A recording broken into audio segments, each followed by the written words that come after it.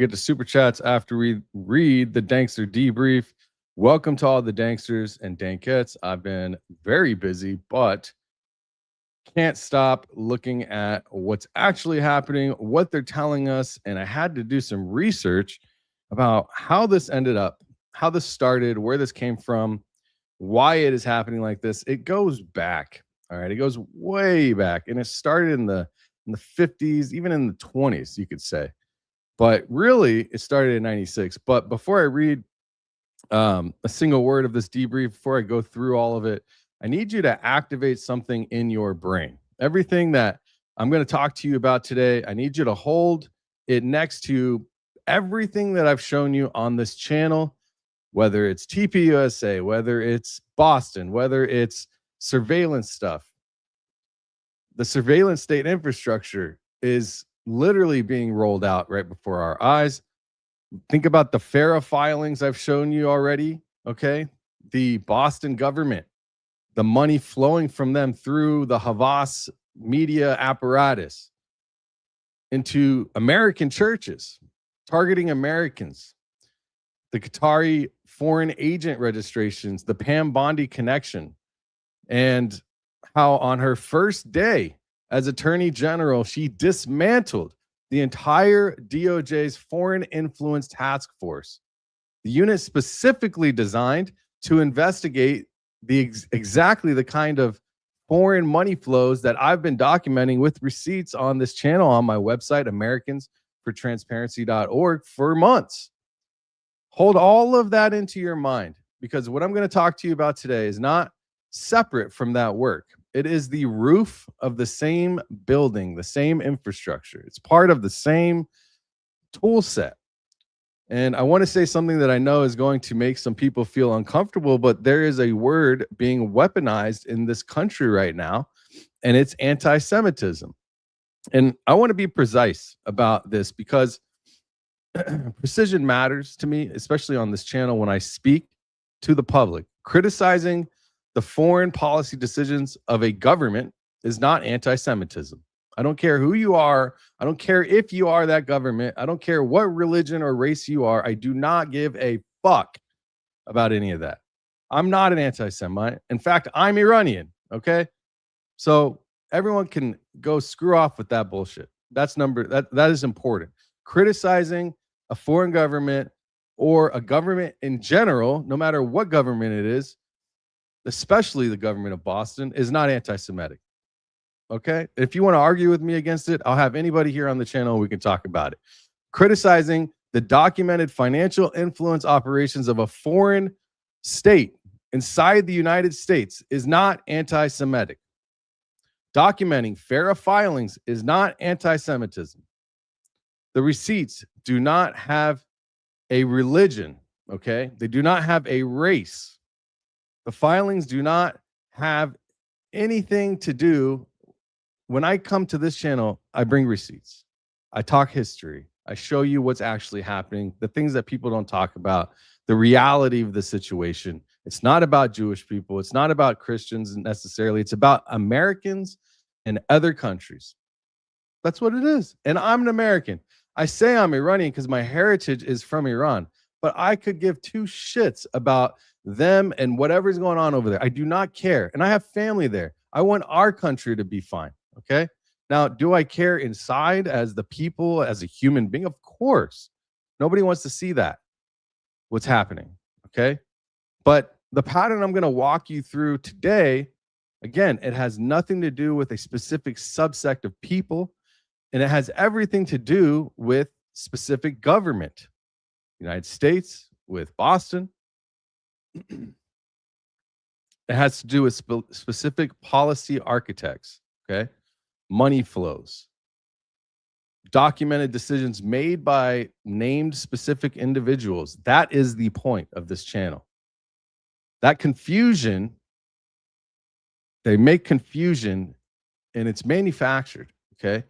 And it's manufactured specifically to make people like me stop asking questions, and it will not work. And in fact, I think it will make it tragically worse for them. Now, a couple things before we get into, I picked up a major contract, and it's had my head spinning for a little bit, but I am going to be back as much as possible doing live streams, and mostly live streams because video editing is timely. This is also, but doing both just is not going to be. I will probably cut some of these lives for people that want to watch shorter content. That's what I'll likely be doing moving forward while I'm under contract. And if you want to join, become a Dankster or Dankette, you can for 99 cents for members only live streams, or go to Patreon and join the Discord for $5, and you can become a part of the actual research that we're doing and the movement that we are creating to help people wake the hell up. So this is the Dankster Debrief. Welcome to everyone in the chat, and I appreciate you all for being here. Let's share this because I already know this is going to get suppressed, most likely, but this needs to be told, okay, in the way that I'm going to tell it, because this is going to go back 70 years. This is one blueprint with names, real information, and you all need to know about it, okay? This is all primary source documents that I've come to this with, okay? Receipts are embedded throughout the conversation I'm going to have today. There's analysis that we can give at the end, but I want to go through this because to me, right now, it's very clear what's happening here. And I'm not stepping away from the TPUSA thing, but there's a lot of things happening. There's also the files, which I want to start getting into. I think that there's a lot of things that need to be talked about on this channel with receipts and information and awareness to be brought to the people. And that's what we're going to do. So today is March 4th, right? March 4th of 2026. We're on day 5, 6 of the war in Iran.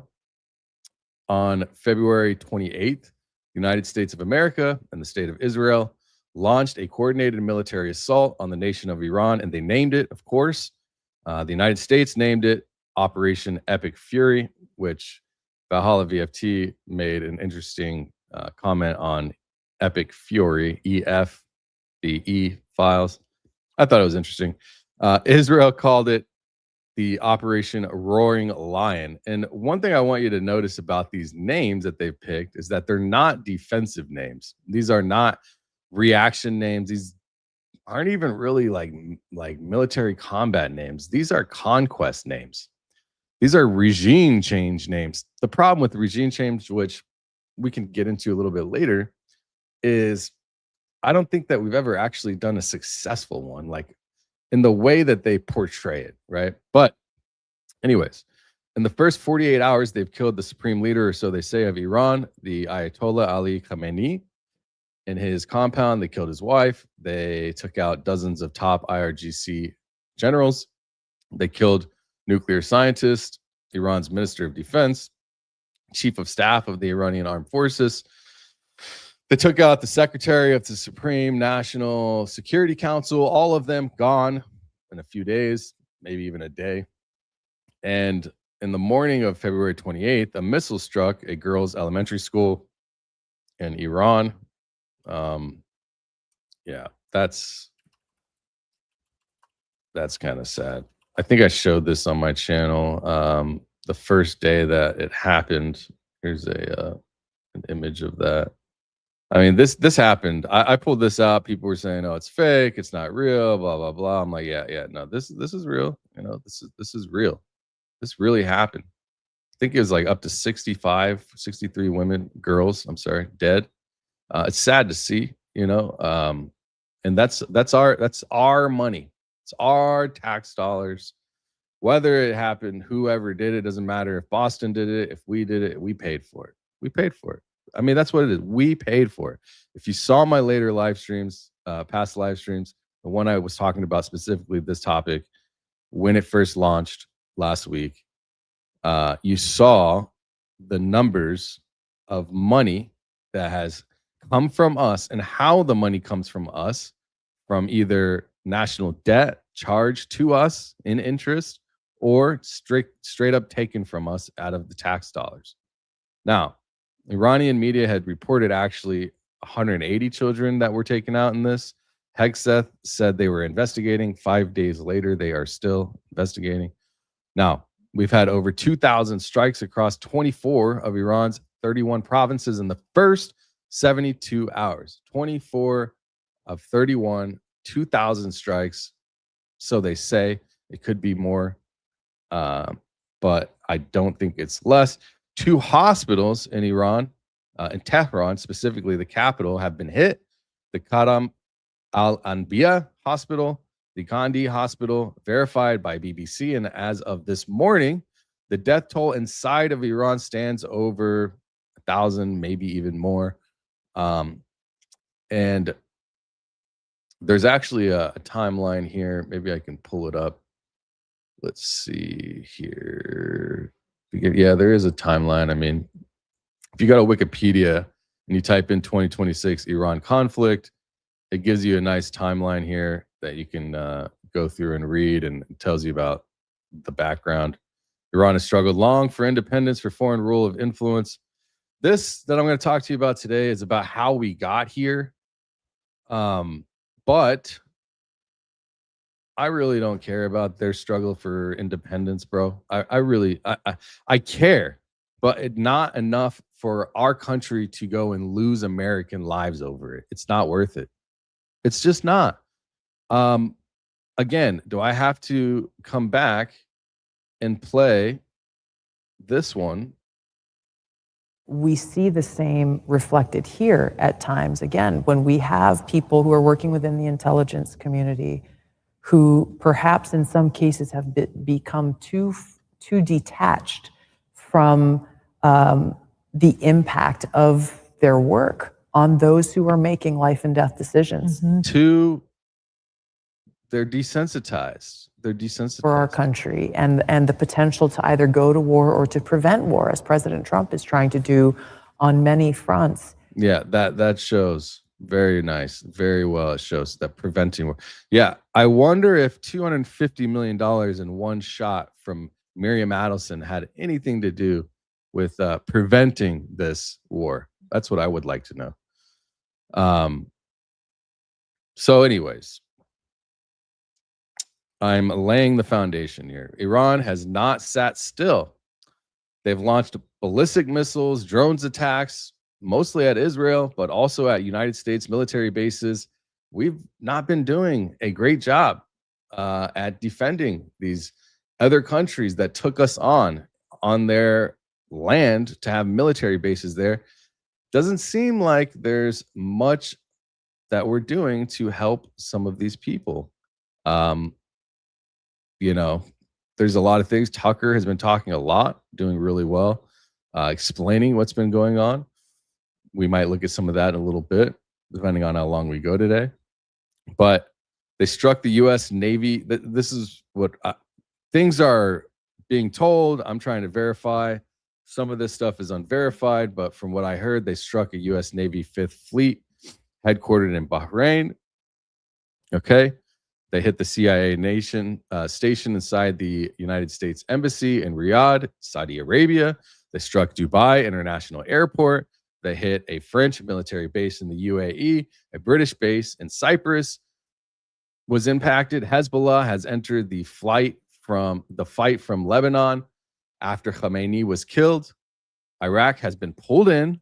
The State Department is telling every American in the Middle East to get out now. 9,000 Americans have already been evacuated. Don't you think it's a little bit late?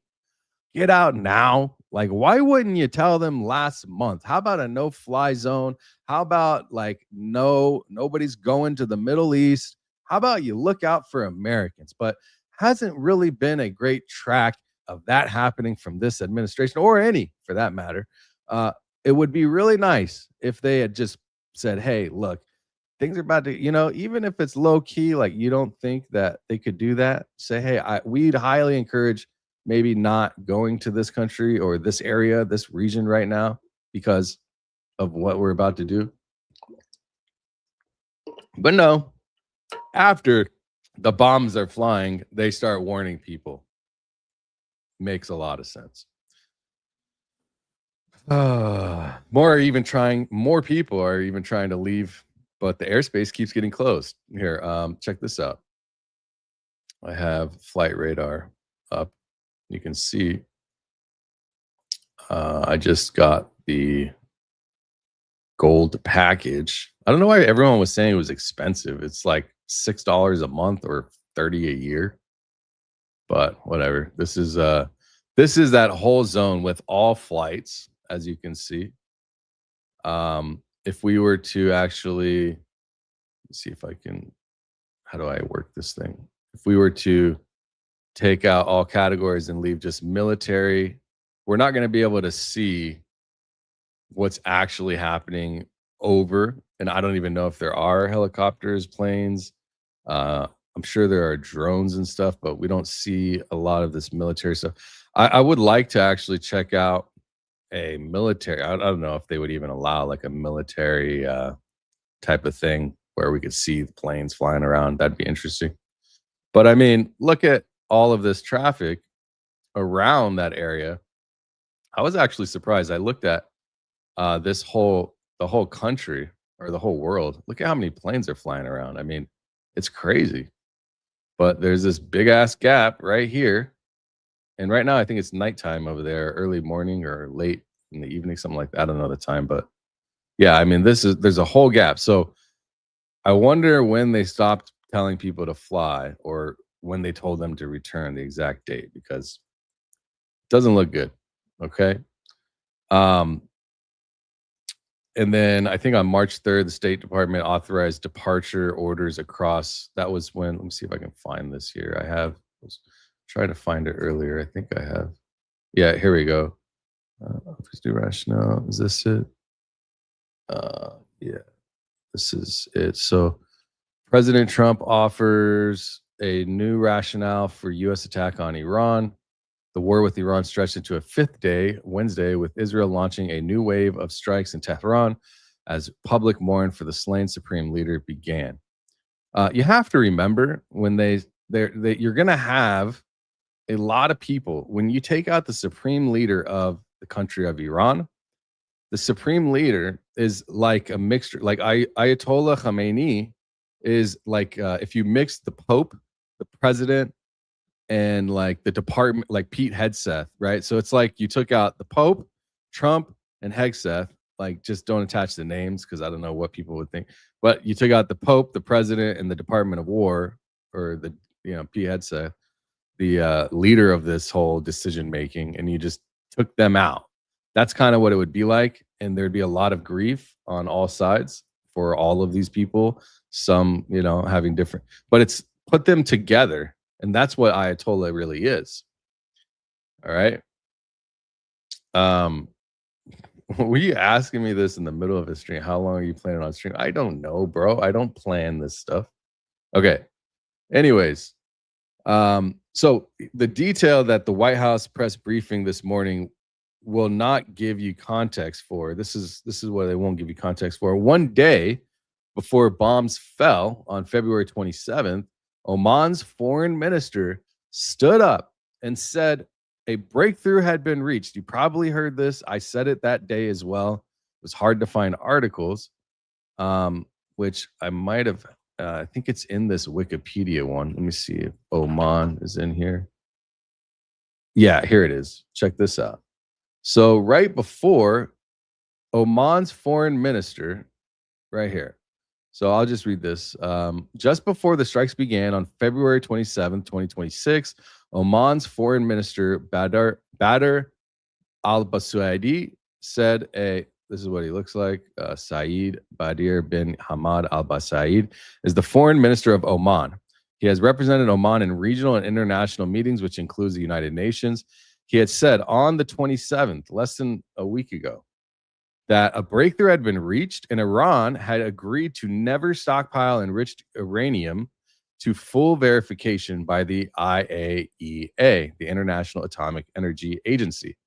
Furthermore, Iran had agreed. That's what I do for zooming in. Where did it go? Oman. Here it is. Okay. Furthermore, did I lose my place for zooming in? Why does this happen? Well, either way, you know what I was talking about. Where is it at? I think it's right here. Here we go. Iran had agreed to irreversibly downgrade its enriched uranium to the lowest possible level. Al-Busaidi said peace was within reach. However, U.S. Middle East envoy Steve Witkoff said Iran began recent nuclear talks by insisting on its inalienable right to enrich uranium, rejecting a U.S. proposal for zero enrichment, and even boasting that it's 460 kilograms, whatever, yada. After U.S. and Israel attacked Iran, al-Busaidi said that he was dismayed and that active and serious negotiations have been undermined. So all of this stuff is just a big play. It's just a big play. 14 hours after this comes out, after he says this, he said it on national television. I've seen it. I don't want to spend time looking for it, but I've seen it. 14 hours later, the bombs flew. Okay. 14 hours later. I mean, that is just crazy. I do want to look for it. On speaks agreement reach. Let me see. I think it's right here. Yeah, here it is. All right, this interview is significant, and it's probably getting lost right now amid the breaking news coverage. But watch this. In the old deal that was negotiated during President Obama's time, this is something completely new. It really makes the enrichment argument less relevant because now we are talking about zero stockpiling. And that is very, very important because if you cannot stockpile material that is enriched, then there is no way you can actually create a bomb, whether you are rich or not. Am I doing a Baron? I think this is really something doing a Baron. You guys can hear it, right? that has been missed. It's funny that I even know what that is, right? It's like that has been trademarked A lot by the media, and I want to clarify that from the standpoint of a mediator. Explain that. So the enriched material, the things that could be used as nuclear fuel for a bomb, you're saying Iran would not keep on their own soil? They will give it up. They would give it up? They will not be able to actually accumulate that material that will enable them to create a bomb. Okay, whether they cannot be trusted, there are a lot of countries that can't be trusted. That doesn't matter. That doesn't give us this is not about regime change. This is not about any of that, okay? They're only telling us what they want us to hear, okay? This goes back, and I've barely gotten into this, and I'm going to explain to you why I'm saying this, okay? Again, we're going to go back. Okay, we've done this before. We're going to get back there. Iran's foreign minister this morning said Trump has betrayed diplomacy. He said, when complex nuclear negotiations are treated like a real estate transaction, and when big lies cloud realities, when they say real estate transaction, you can pull money, you can stop the negotiation, you could say, hey, I'm going to pull my money from escrow, I'm going to cancel the deal, I'm going to write something else in, That's when they say real estate transaction. That's what they're meaning. When they treat it this way, big lies can start to cloud the reality of the situation, and unrealistic expectations will never be met because they keep changing the expectations. China has even called it unacceptable. Russia called it the killing of Khamenei, a murder and cynical violation of all norms of international law. The European Council on Foreign Relations published a piece this morning, I think it was this morning, or recently, calling it an illegal war of choice. A illegal war of choice. The question I'm going to ask is not whether this is right or wrong. The question is, who decided this? And when did they actually decide it? Because I promise you one thing, it was not February 26th, February of 2026. It was not 2025. The war has been written down on paper by real people with real names in documents that you can read for yourself. The plan started 70 years ago. And it has survived every change of administration, every selection, every president, every global decision. And tonight, we are literally watching the final chapter this week, this year, whatever, today, we are watching the final chapter of something that was drafted before most people were even alive that are watching this right now, before you're even born.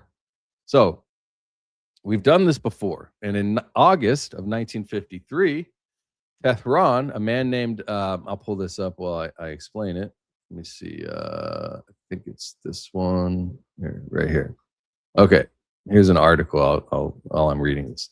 So a man named Mohammad Mossadegh is the democratically elected prime minister of Iran at this time. And he is a lawyer, an academic, a nationalist, and he has done something that the United States and the United Kingdom cannot forgive.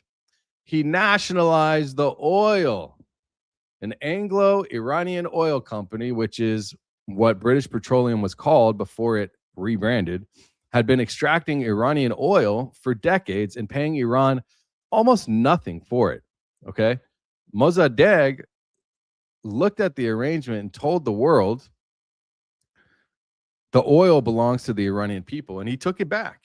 Okay. So the CIA and MI6 ran a covert operation. They called it Operation Ajax.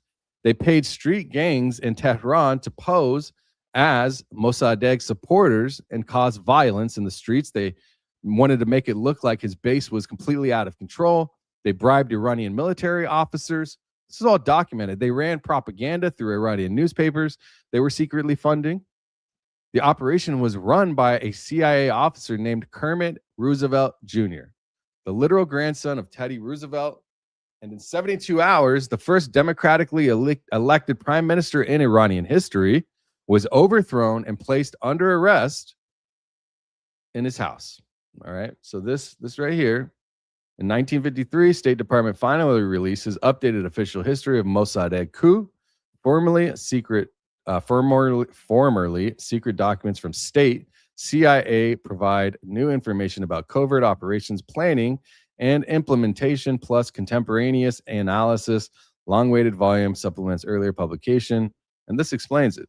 If you type in Iran 1953 Department releases history, you could find this article, and I think it's in my description.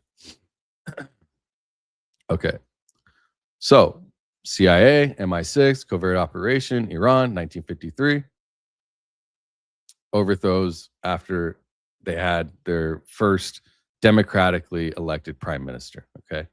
And again, we've seen images, videos, like I think James Lee, he put out a video showing like what the history, like how we've been lied to about the history of Iran, what that actually looked like in the past.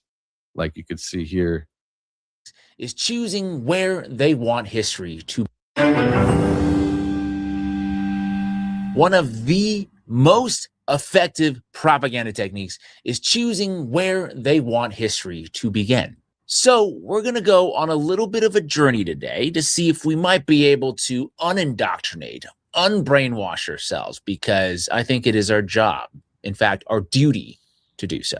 I mean, this is a very special day today, and I'll tell you why, because since 1979, when these guys took over, Iran's been chaos. PBD, bro, what are you doing, man? You have become more radically right-wing than I've ever seen somebody shift in such a quick time period. That's crazy. For people that live there, 81%. And I don't care if you're Iranian, bro. It's not Iran's interest over America. It shouldn't be that way. Okay. And now you've got one of the largest voices on the internet, and you're out here promoting violence as a claimed Christian.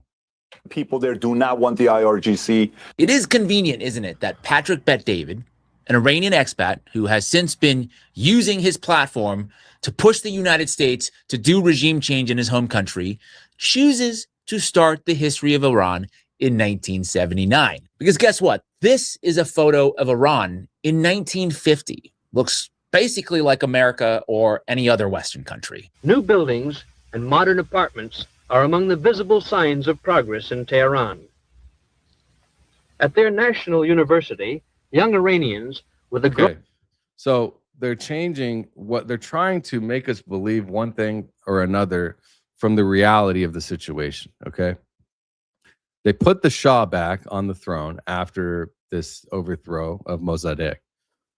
Mohammad Reza Pahlavi, a king who Iran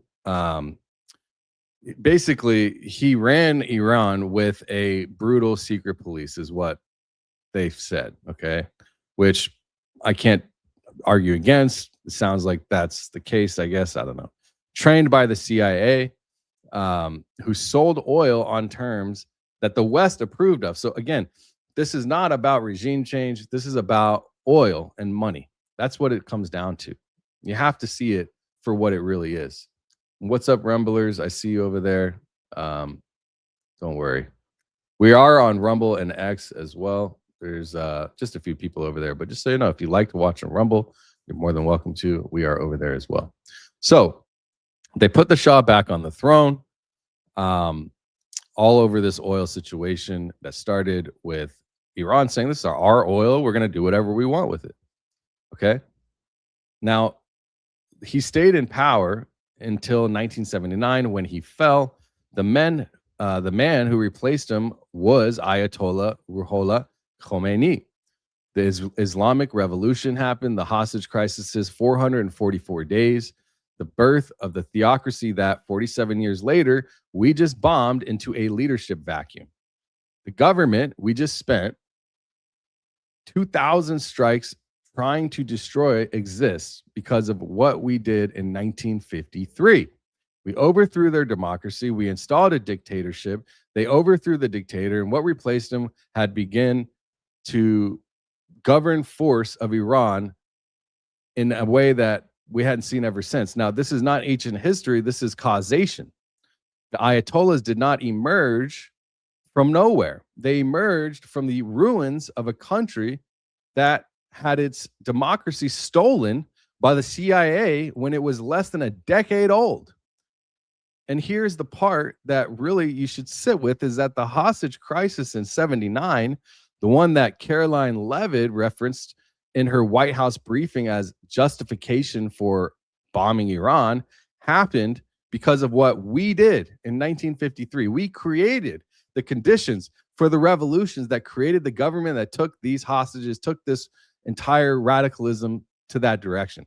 And now 47 years after the hostage crisis and 73 years after we stole their democracy, we are using 1979 as the moral justification for 2026.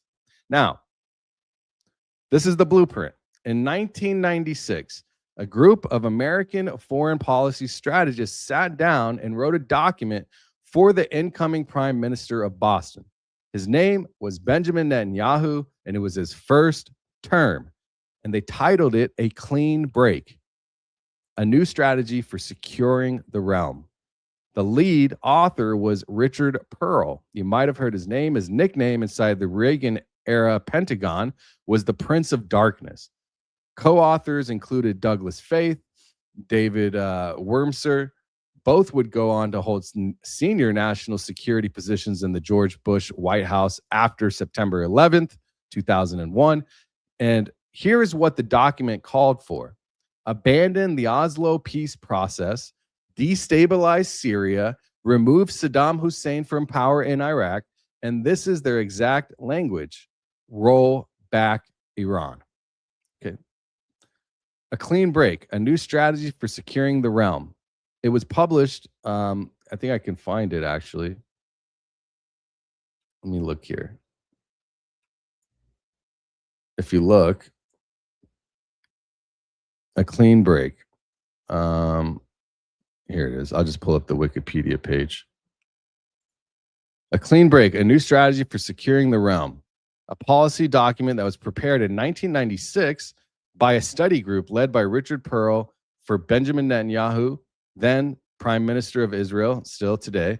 The report explained a new approach to solving their security problems in the Middle East with an emphasis on Western values. It has since been criticized for advocating an aggressive new policy, including the removal of Saddam Hussein from power in Iraq. Not saying that he shouldn't be there, but again, it's part of a playbook. That's why I put this poll up. We have 151 votes. Did you know that this was a planned event from 30 years ago? Did you know? It's a 30-year plan, okay? According to the report's preamble, it was written by the study group in New Boston Strategy toward 2000, which was part of the Institute for Advanced Strategic and Political Studies. All right. This is all here. It's called A Clean Break, A New Strategy for Securing the Realm.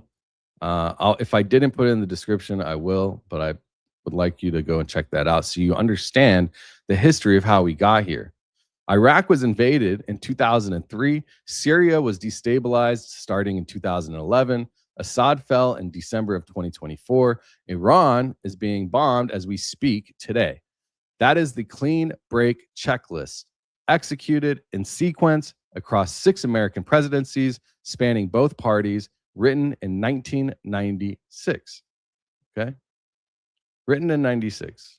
See if I can find an image here. Or actually, even better, if we can find a quick little thing right here. Let me see if this will pull up for us. It's Netanyahu's 30-year plan to remake the Middle East and explains why Israel is further occupying and bombing Syria. This is a historic day for the Middle East. In 1996, a group of American neocons who had served in different US government positions prepared a policy document for the newly elected Prime Minister, Benjamin Netanyahu. It was called Clean Break, a new strategy for securing the realm, and its objective was to ensure Israel's regional supremacy in line with its Zionist principles. The first principle was there's no land for peace with the Palestinians, meaning no Palestinian state. The second was Israel would become immune to international pressure by growing stronger.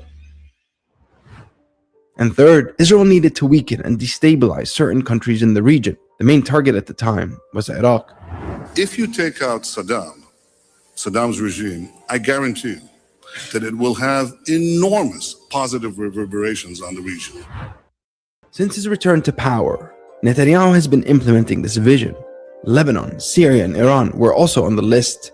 After its war in Lebanon, Israel saw an opportunity to strengthen its position on the northern border, so it occupied more Syrian land and is bombing Syria relentlessly, and the international community didn't even bat an eye.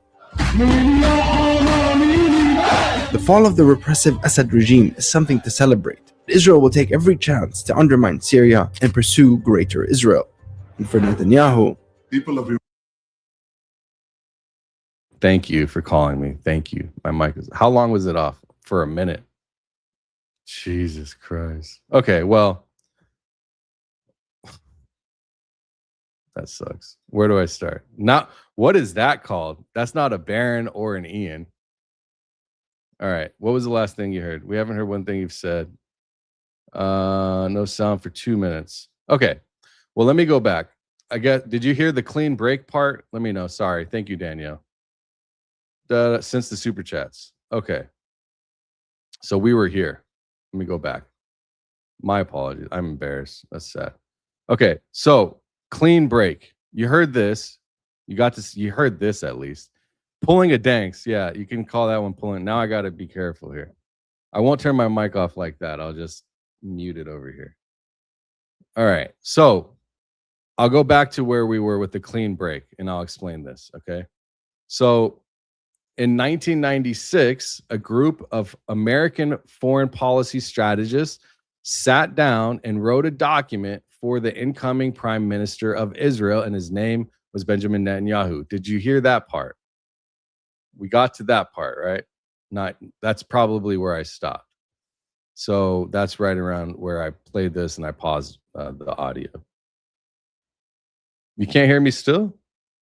I know you can hear me now. Don't play with me. All right. So clean break was the plan from 1996 as the new strategy for securing the realm. 1996, published by the Institute of Advanced Strategic and Policy Studies. Clean break. Okay. A clean break. So we got there. We listened to this. And now what I wanted to show you is what came after that in September 2000. So right before 2011, analysts had been analyzing this paper that was written a year before. So think about 9/11, 2001. That's when 9/11 happened, September 11th. They had written 1 year in September of 2000. They wrote this document, okay? Rebuilding America's Defenses. Stop saying nope, you are muted. Go fast forward if this guy will like stop messing with me. I'm not muted anymore. I'm not going to read the chat. I'll pay attention to the chat, but stop doing this, Jesus. Killing me. You can hear the vid now. Yeah, I know. We're good. Everyone chill. Take a chill pill. All right? Take a chill pill. We are literally starting from when I said, starting in 1953, the Shah, all of this stuff happened. The oil, Iran said that the oil was theirs. They wanted to do whatever they wanted with it. And then that is what created this whole situation. So then they came out with Clean Break, okay? A new strategy for Netanyahu coming in to the new prime minister position, okay? And that report explained how they're going to create this greater project, all right? Take one for me, bro, please. I haven't smoked weed since it's been September, October, November, December, January, February, March. Almost 7 months. That's crazy. And I haven't even been close. That's the power of God, man. Power of Christ. I tell you, for me, that's what happened. That was my duty. So anyways, again, in 96, they wrote the Clean Break, okay? That was an organized effort to basically go 1, 2, 3 through these countries, all right? So again, Iraq was invaded in 2003. Syria was destabilized starting in 2011. Assad fell in December of 2024. Iran is being bombed as we speak. That is the Clean Break checklist executed in sequence across 6 American presidencies spanning both parties, written in 1996. Hold up 3 fingers. Did we get to this point? Not yet. Maybe this is where we're at. Hold up 3 fingers with me. Iraq, Syria, Iran. That is the checklist, the whole list. And right now, we are on that last name of the list. 4 years after Clean Break, in September of 2000, a group called the Project for the American Century, the New American Century, came out with this publication. It's a companion document that was called Rebuilding America's Defenses, and signatories like Dick Cheney, these are for sure, including Dick Cheney, Donald Rumsfeld, I'm all checking my mic, Donald Rumsfeld, Paul Wolfowitz, and Jeb Bush. They called it for regime change in Iraq, permanent U.S. military dominance in the Persian Gulf, and the projection of American power globally. And it included a sentence that haunted everyone that has analyzed this document since the post 9/11 era. Okay. This sentence is in this text, and that's where I was going at. Okay. So let's just continue from here. On page 51, remember, look at the date that this was made. Okay. Look at the date this was made. September. Oops. Right here. September of 2000. Okay. Right here. When was 9/11? September of 2001. Okay. So why this right here is so important that I'm going to show you on page 51 is this right here. Okay. So creating tomorrow's dominant force. Any serious effort of transformation across must occur within the larger framework of U.S. national security strategy, military missions, and defense budgets. The United States cannot simply declare a strategic pause while experimenting with new technologies and operational concepts, nor can it choose to pursue a transformation strategy that would decouple American and allied interest. Okay? A transformation strategy that solely pursued capabilities for projecting force from the U.S., for example, a sacrifice forward basing and presence would be at odds with larger American policy goals and would trouble American allies. So this is the sentence right here. Okay. This is what has analysts of 9/11 concerned about from a year before this was written. Furthermore, the process of transformation, even if it brings revolutionary change, is likely to be a long one, absent some catastrophic and catalyzing event like a new Pearl Harbor. Well, let's look up how many people died in Pearl Harbor.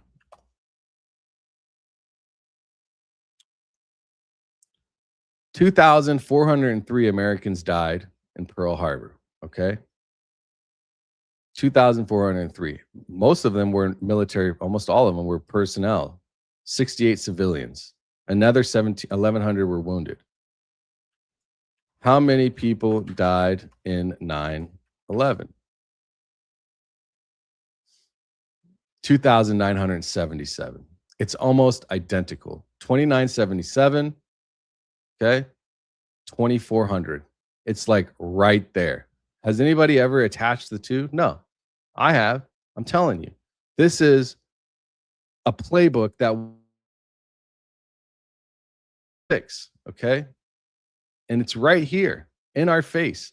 Domestic politics and industrial base will shape the pace and content of transformation as much as the current requirements of current missions, a decision to suspend or terminate, whatever, right?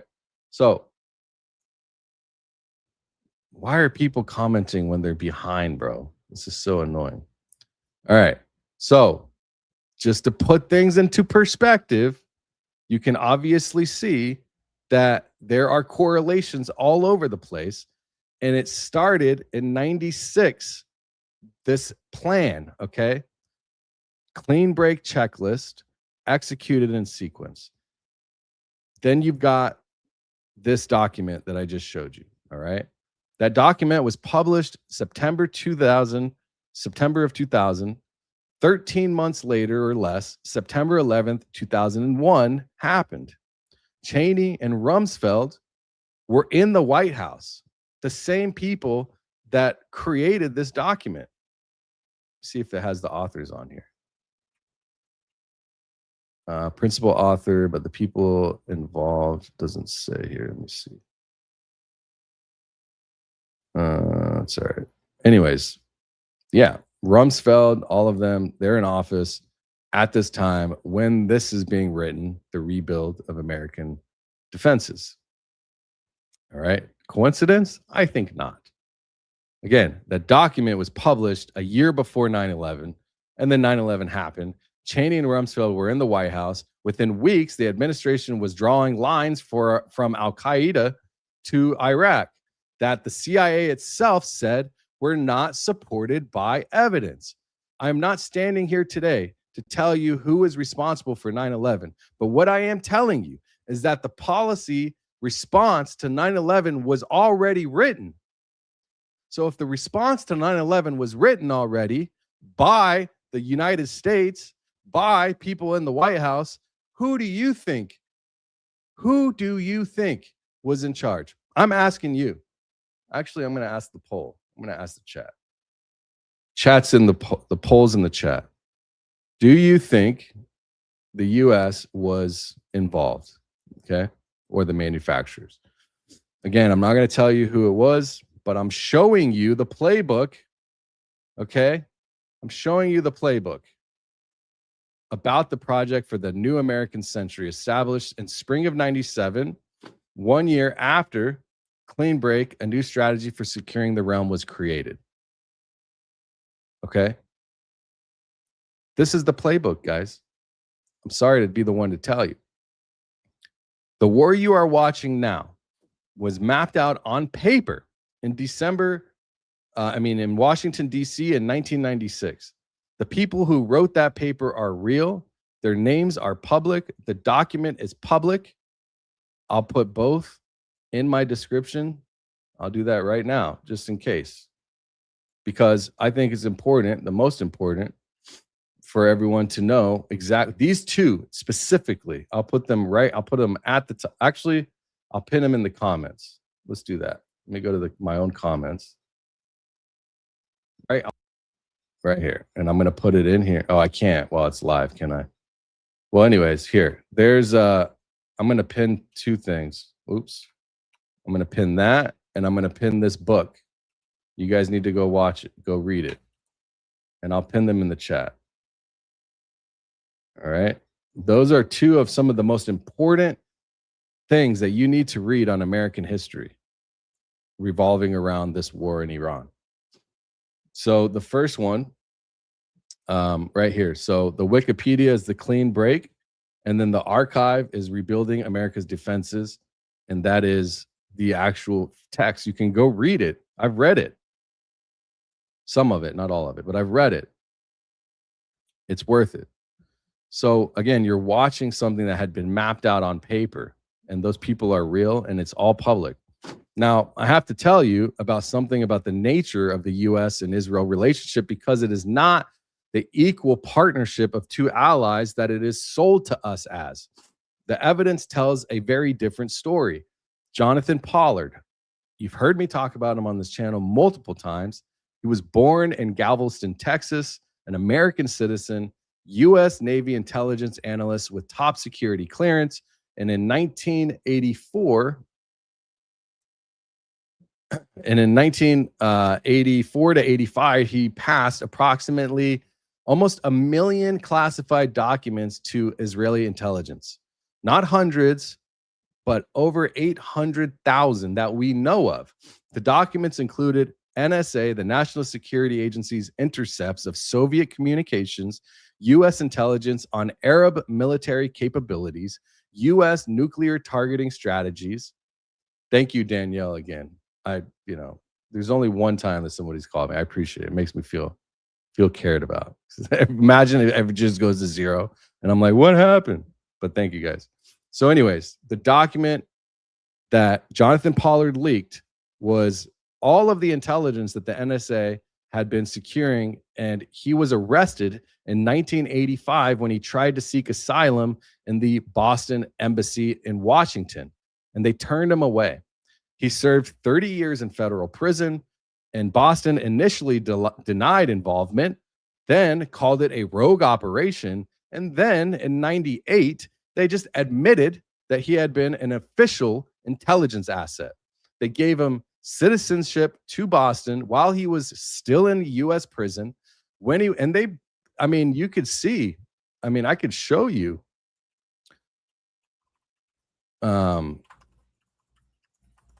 Let me see if I can show you what they were saying. They wanted him to be released.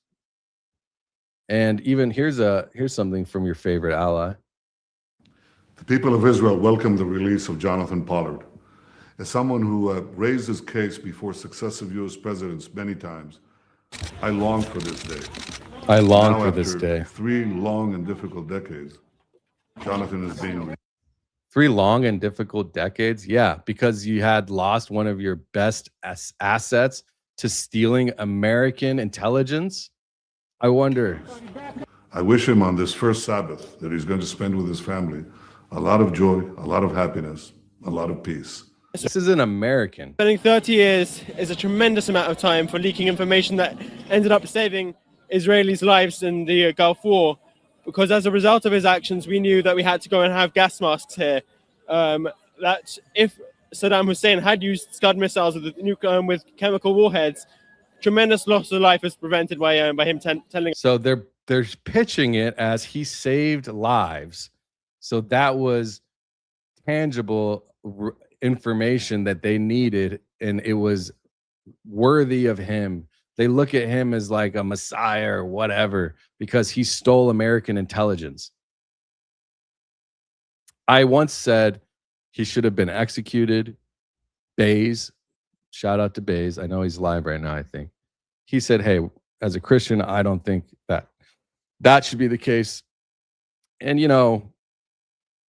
I don't know, man. I'm not a pro murder and all this stuff.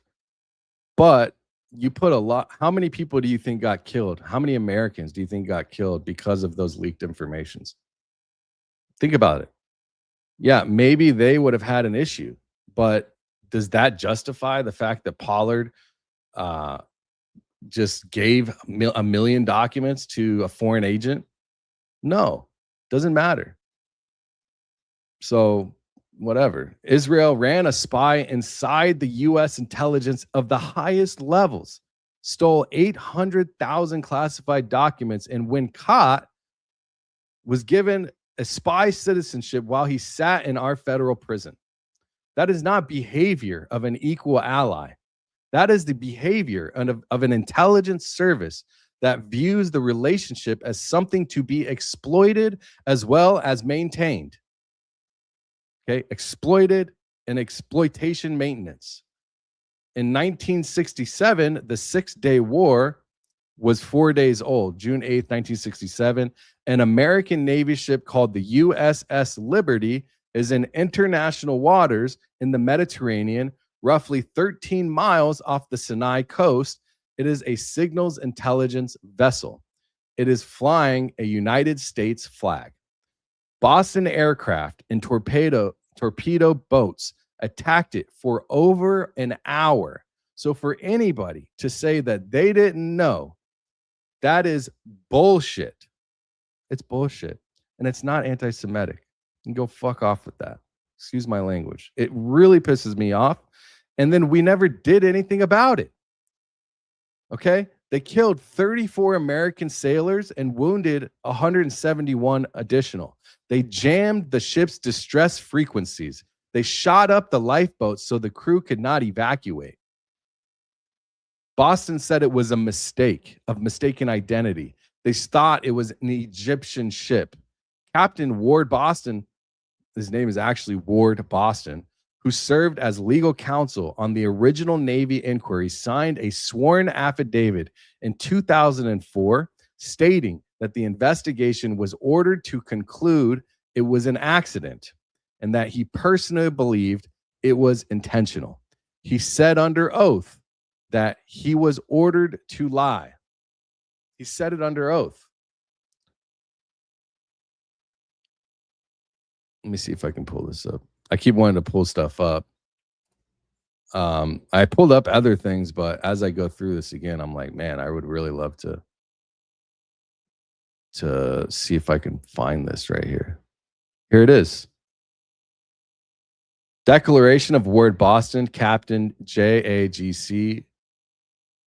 I do declare that the following statement is true and complete. For more than 30 years, I have remained silent on the topic of USS Liberty. I am a military man. When orders come in the Secretary of Defense and President of the United States, I follow them. However, recent attempts to rewrite history compel me to share the truth.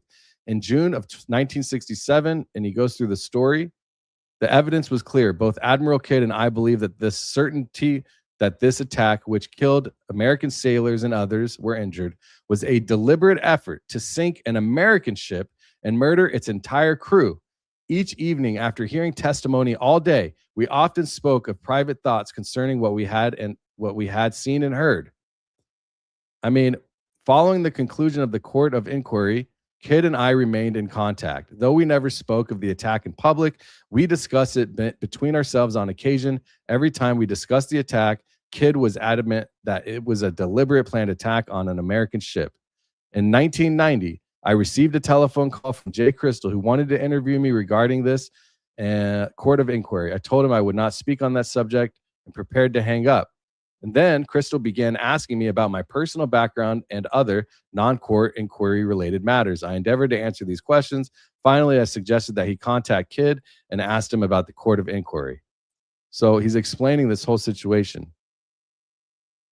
Contrary to the misinformation presented by Crystal and others, it is important for the American people to know that it is clear that Boston is responsible for deliberately attacking an American ship and murdering American sailors whose bereaved shipmates have lived with this egregious conclusion for many years.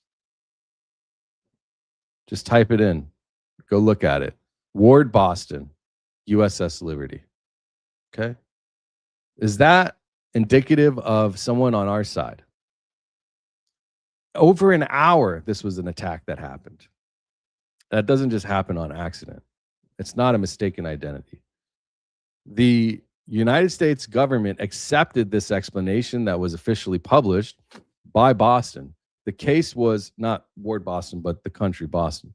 The case was closed in under 3 weeks. 34 dead American sailors, 3 weeks closed. When you add Pollard plus the USS Liberty plus 7 White House visits plus the joint assassination of a foreign head of state, a pattern, clearly I'm a patterns guy. Okay, I'm a chart guy. I'm a data dude. A pattern emerges. And the pattern does not look like 2 equal allies. Now, inside the Boston Defense Force, there is an intelligence unit called 8200. It's Unit 8200. Think of it as Boston's NSA. Signals intelligence, they break code, they break ciphers, cyber operations. One of the most technically sophisticated intelligence organizations on the face of the planet. When soldiers complete their service in Unit 8200, a remarkable number go on to found technology companies. A remarkable number of these people from the unit. In Silicon Valley, in New York, in London, companies that end up running critical infrastructure globally. Checkpoint Software, CyberArk, Palo Alto Networks, many of them defining names in global security, were founded by Unit 8200 alumni. This is the NSA of Israel.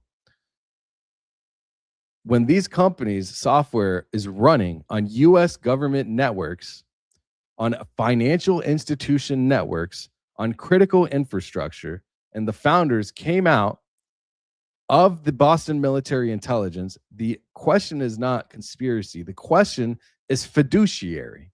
You are required to ask what the relationships look like. There's a Forbes article that I have here, okay? And I'll pull it up while I talk to you about this. This is the Forbes January 2016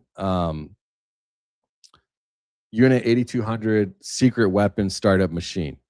Okay, then there is this NSO group founded in 2010 by 3 former intelligence operatives of Boston. Their product is called Pegasus. It is a zero-click spyware. Zero-click means that the target does nothing. Their product basically provides no link, no attachment. Pegasus is silently installed on your phone by exploiting vulnerabilities in the operating system. Isn't that interesting that Lori Fronsvie has a patent that exploits critical vulnerabilities? Once it installs on your phone or device, it reads your messages, it listens through your microphone, and it sees through your camera, and it tracks everything you do in real time, including your location. Everything that you do, who you talk to, all of it, what you're looking at, where you're at, all of it. And in 2021, a coalition of 80 journalists across 10 countries called the Pegasus Project identified a list of 50,000 phone numbers targeted for surveillance using this Pegasus project. The list included 14 heads of state. President Macron was on the list, journalists, human rights lawyers, business executives. Pegasus Project, in July of 2021, there was an article written by The Guardian. And it's, it goes into it. I was going to see if I could find it. They reveal, here it is. I think it's right here. Yeah, here it is. So revealed leak uncovers global abuse of cyber surveillance weaponry. Spyware sold to authoritarian regimes used to target activists, politicians, and journalists, data suggests. All right. When you can surveil heads of state, you do not need to win an argument. You need the data. Data never expires. The file that you build today is the leverage you use for 5 years from now, 10 years, whatever. Pull back and look at the full architecture. The NSA mass collection programs that Snowden exposed. And he's still hiding. Now, that's very different than what Jonathan Pollard did. Snowden was trying to help Americans, and they called him a traitor. Pollard was helping another country leaking classified information about foreign operations, and he was released to another country on their own volition. That's how twisted this situation of our American government is. Think about Edward Snowden making Americans aware that they are secretly spying on you, and they call him a traitor, which maybe it's wrong, but at the same time, he's not helping a foreign nation. He's helping us because they were doing this to us. Five Eyes, there's this thing called Five Eyes, the intelligence sharing agreement between the United States, the United Kingdom, Canada, Australia, and New Zealand, has essentially no firewalls. Unit 8200 alumni running critical security, cyber security infrastructure globally, Pegasus on the phones of world leaders, Boston described by multiple intelligence insiders as a de facto shadow member of the Five Eyes arrangement. What you have, again, look at this. What you have is a surveillance architecture that does not respect the formal boundaries between ally and asset. In that architecture, the line between intelligence partner and intelligence target is thinner than most people would want to believe. Now, we're going to talk about the 7 visits of Netanyahu. Donald Trump, since he returned to the White House on January of 2025, Bibi visited him 7 times. That is 1 year and a couple months. 7 times in 13 months, 14 months, whatever, 13 months actually, maybe even 12 months. No other world leader on earth has come close to that number. They just haven't. The first visit was very less than a month. It was February 4th, 2025, 14 days after the inauguration. Netanyahu was the very first foreign leader invited to Trump's White House. Not Canada, our largest trading partner, not the UK, our oldest military ally, Netanyahu. That is not noise. That is a signal, and it's deliberate, and it's documented. The Boston government posted the photos themselves on the internet, on government websites, on government.il. Oh, I have it right here. Yeah, you can see it right here. You can see it right here. This is gov.il. This is the government website for Boston. Their official government website, essentially. In the Oval Office, American flag, Netanyahu and Trump side by side. Okay? Checking my mic. They are not hiding it, and they are proud of it. Visit 2 was April 2025. Tariffs, Gaza. Visit 3, July 7th. Netanyahu met Trump twice in 24 hours. The second meeting was unscheduled.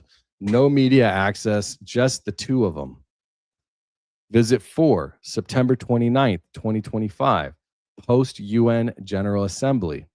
Visit 5, December 29th, 2025, Mar-a-Lago, Florida. Visit 6, early February 2026, confirmed by Al Jazeera. And visit 7, February 11th, 2026, completely behind closed doors, no journalist present. Netanyahu did not even enter through the main entrance where the press was waiting. He used a side entrance. The meeting lasted 3 hours.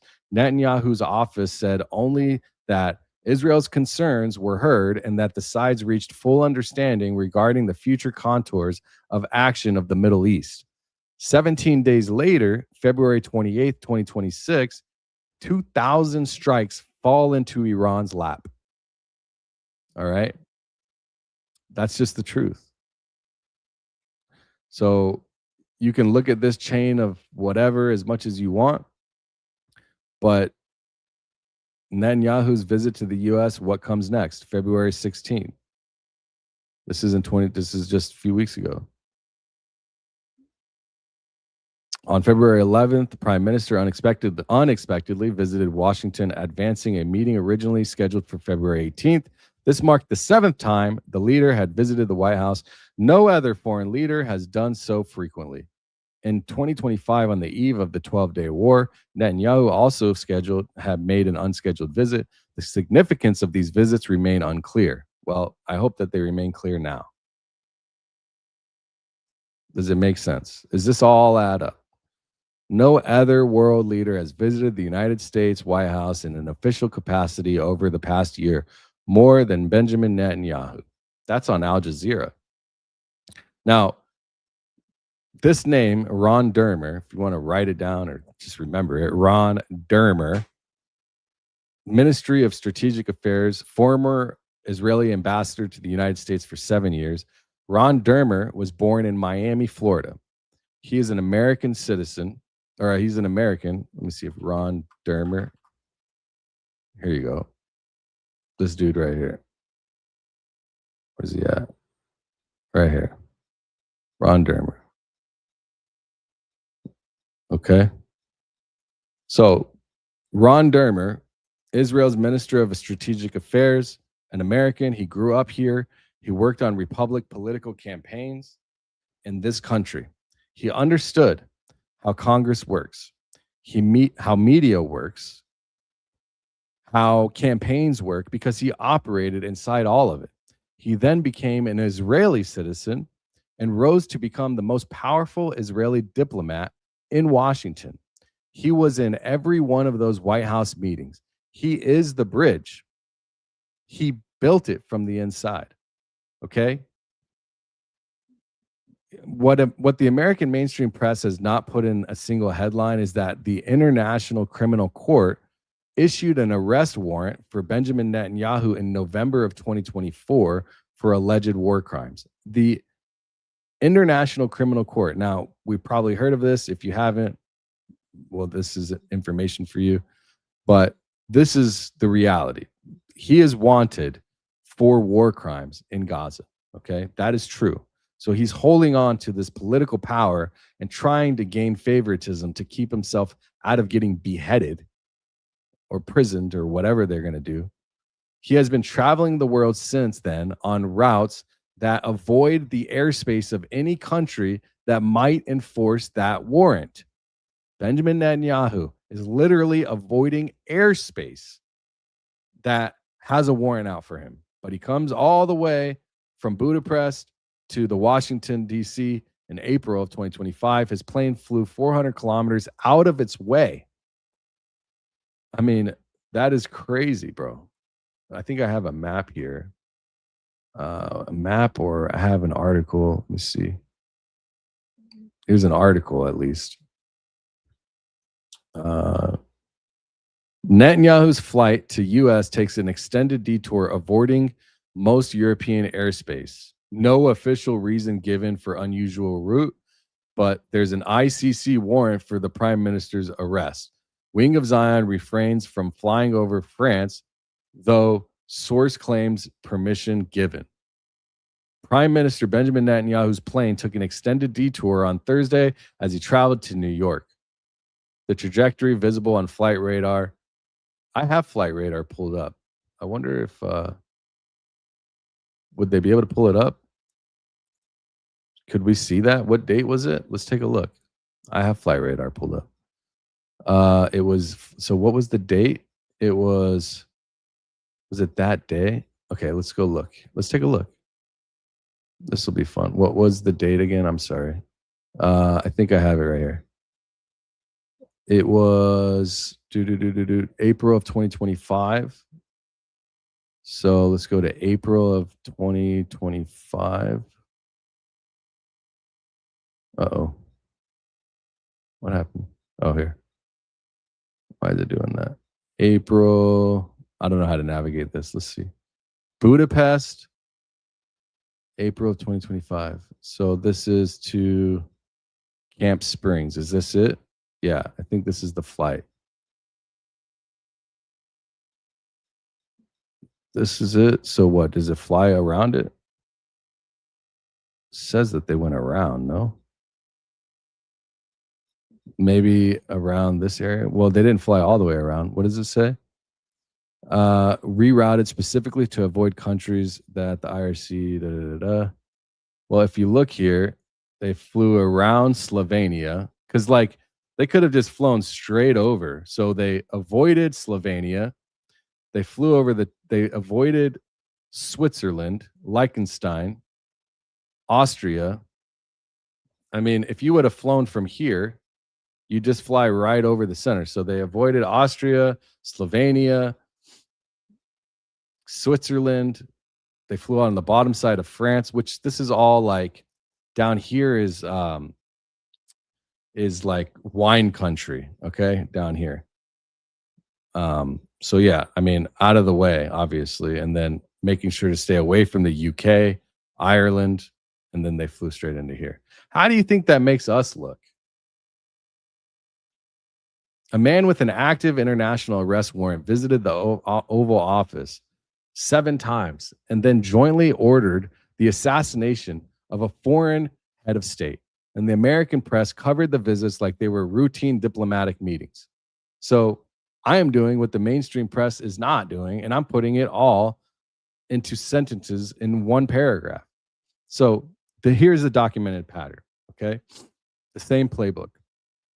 February 5th, 2003, Colin Powell stands before the United Nations Security Council. He holds up a vial and says it could be anthrax, or it could contain anthrax. Ugh, allergies.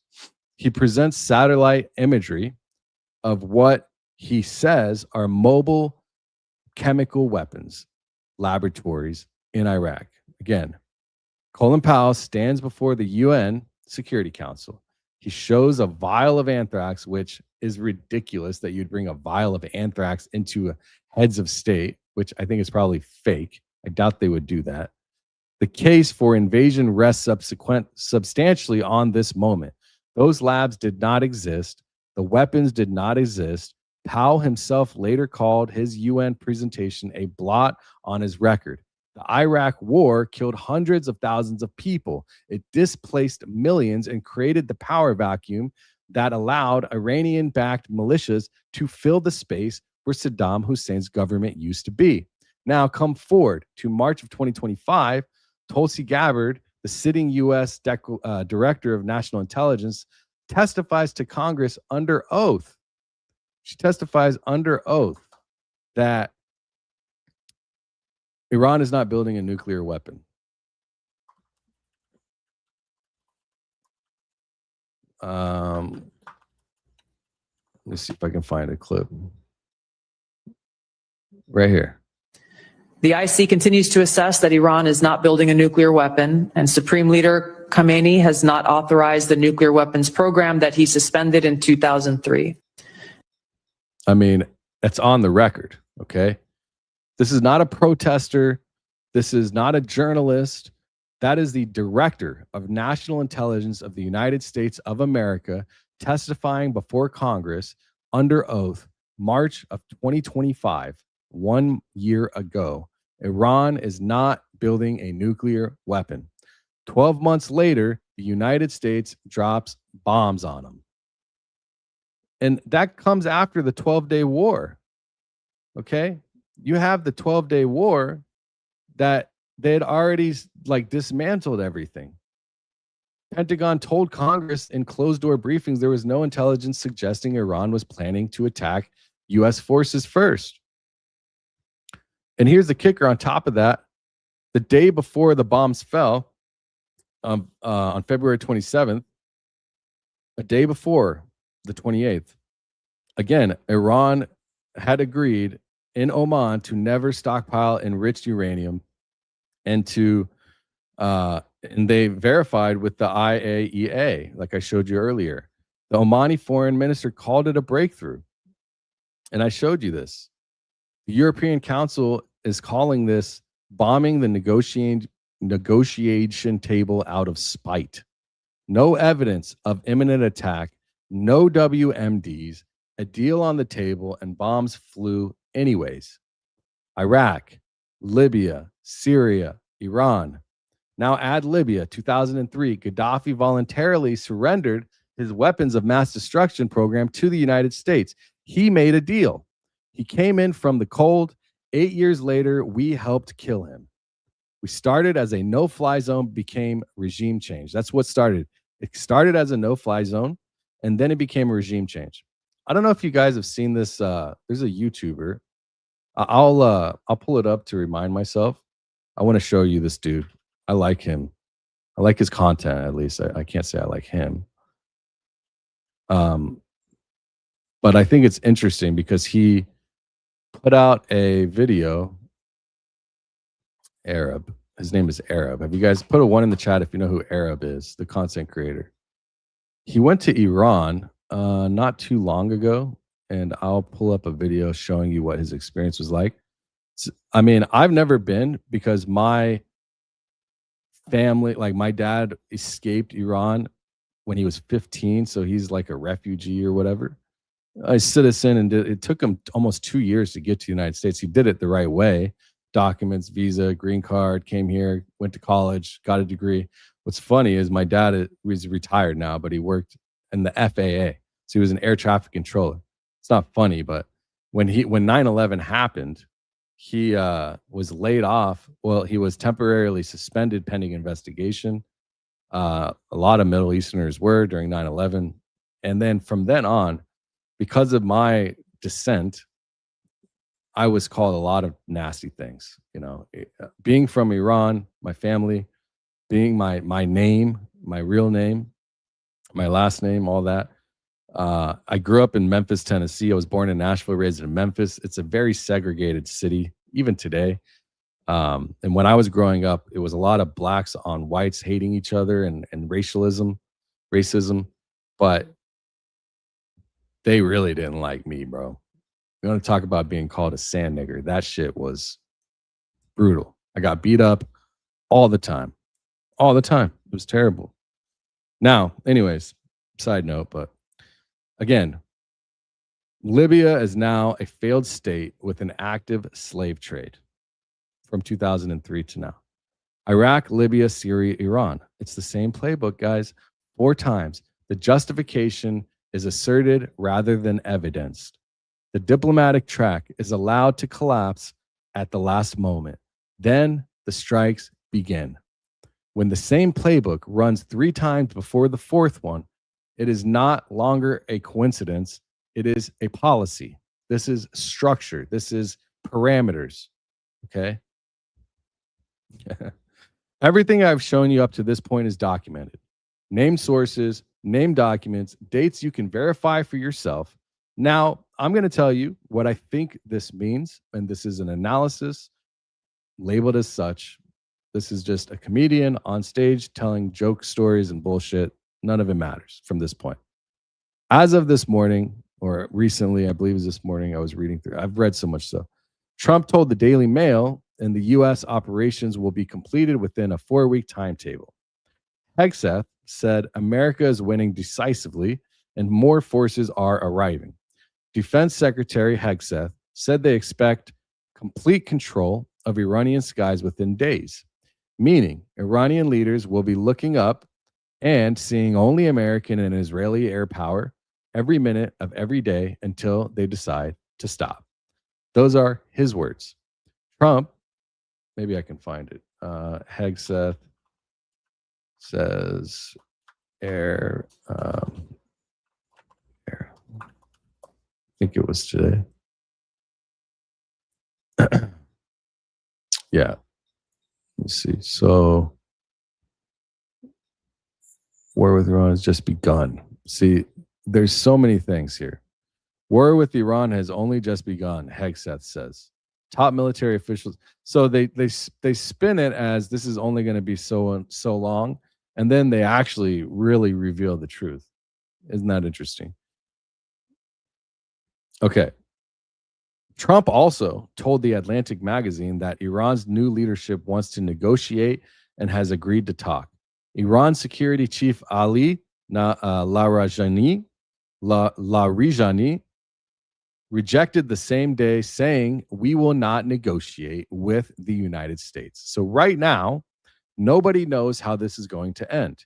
And that uncertainty is itself a weapon, because in the vacuum, the architecture I have been describing to you all this time moves into position. If the current operation achieves its stated goal of a regime change, or at least taking out the entire leadership, the following things could happen. The last major independent power center in the Middle East is gone. Saudi Arabia moves toward formal normalization with Israel. The Abraham Accords framework achieves its final form. Every Arab Gulf state has been absorbing Iranian missile strikes this entire start of this entire war.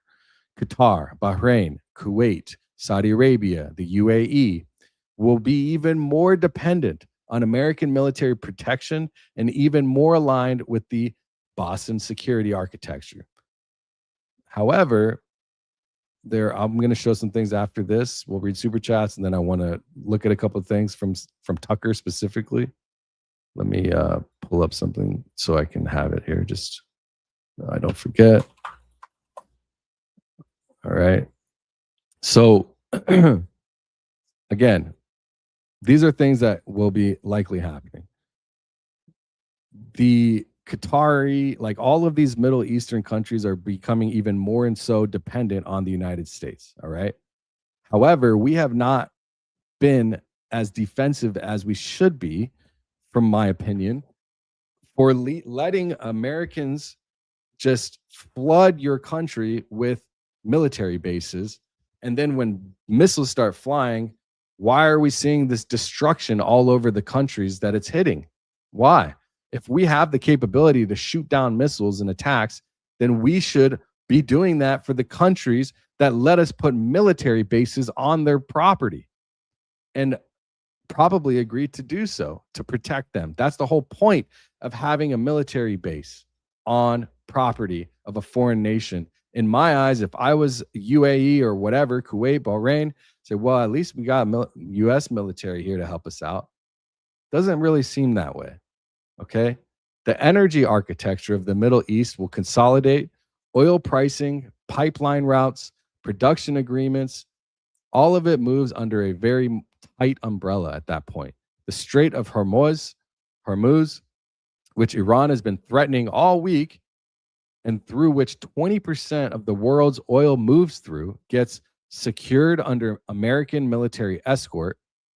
Trump this morning pledged to provide political risk, insurance, and military convoy escort ships for the Strait of Hormuz. The insurance industry is already repricing for all of this incident. Like preparing, okay? The insurance industry is preparing for the Strait to be bombarded and have all of this destruction. A post-Islamic Republic Iran means a government that over time integrates into the Western intelligence sharing architecture.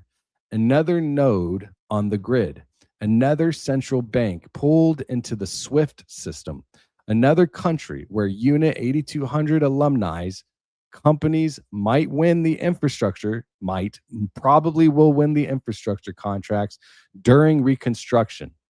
Every country that goes through one of these operations ends up more deeply integrated into the Western financial and security surveillance infrastructure, not less. They become more engulfed into this finance, security, surveillance op. Libya, Iraq, Syria.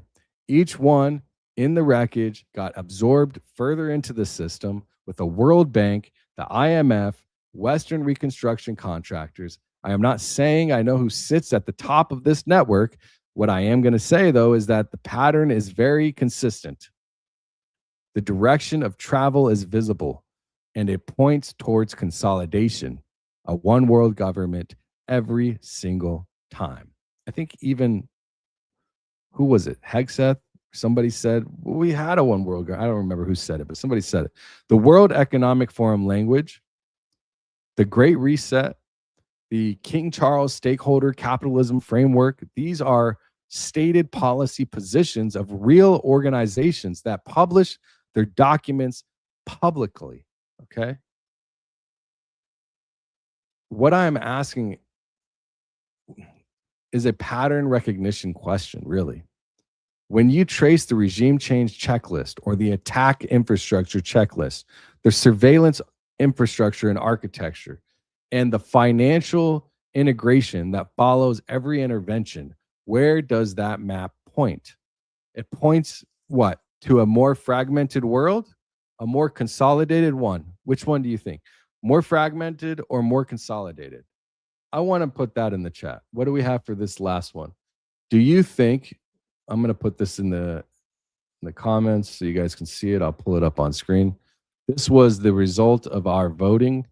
There's 223 people here. I'm going to put up another one. Let's create a poll.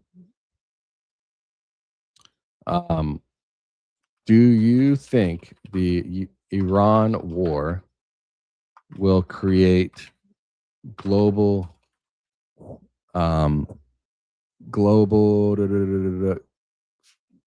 fragmentation or consolidation? And then I'll just boom, consolidation. One World Gov. There we go. Poll is in the chat. 222 people on YouTube. Go make your vote in the poll. We're about to wrap up the only comments on Rumble. We're about to wrap up the debrief right here. We're in the last part. Okay. I see this as consolidation every single time, and I want to know what you think.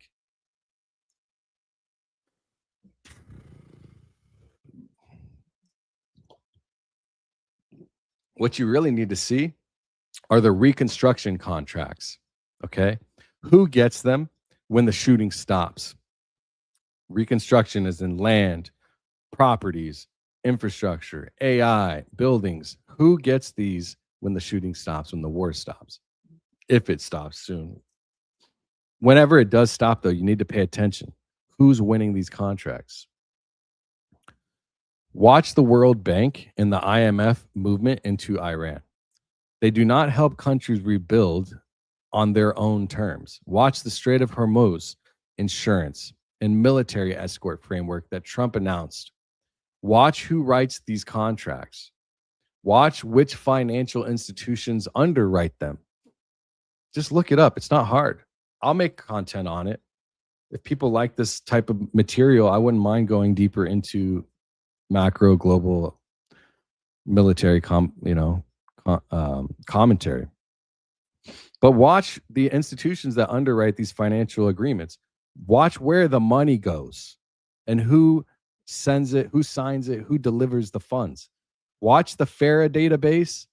The issue with the FARA database is that Pam Bondi has now made it basically impossible to hold anybody accountable for not filing in FARA.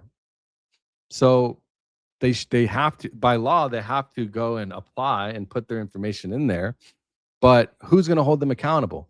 As the regional map reshapes, watch who is registering, who is paying for influence in Washington. Okay? Thank you for that. I deeply trust any analysis you do, especially with financials, Danks. Thank you. I appreciate it. Yeah, we will do that. I'll keep that in mind. The foreign influence flows I've already documented, okay? We're getting close to super chats, so let me show you something. I've already documented this, okay? This is just one small example of what FARA was allow us to know about. The Ministry of Foreign Affairs of Boston, okay? Literally sending money to American companies like Show Faith by Works to geofence, track, and manipulate stories. Manipulate Americans. I was reading what Julie said. What's up, Julie? Again, these are all these are companies working in favor of a foreign company, a foreign country. All of this on my website. You can go to the site and check it out. I mean, It's all there. It's just crazy. So watch the domestic legislation that follows, okay? Every major American war produces a domestic security expansion, surveillance authorities, emergency powers, legal framework that does not expire when the emergency does. The Patriot Act was the 9/11 version. Watch for the 2026 version because it is coming. And watch Netanyahu, a man with an active international arrest warrant. Don't forget that, an international arrest warrant just co-directed the assassination of a foreign head of state from the Oval Office. He told reporters after his last year's 12-day war visit that Israel's accomplishment had been opened. That's okay. Basically, what he told reporters after the 12-day war is that their accomplishments had opened them new opportunities. And he does not mean humanitarian ones. He means the map is not yet finished for the greater project. So that is your Dankster Debrief. Thank you for patiently going through this with me. There are some things that I want to show and talk about. I'm going to go through super chats first. It's not too many of them. We'll go through them. And then what we'll do is we will show a couple of things. So let me start with Keats because I did breeze through this. What's up, big dog? $10. Australia has 36 days worth of fuel because our government is freaking moronic and cut our refinery industry to barley. Australia cut refinery industry to barley 20%. Let's take a look at what we can find here.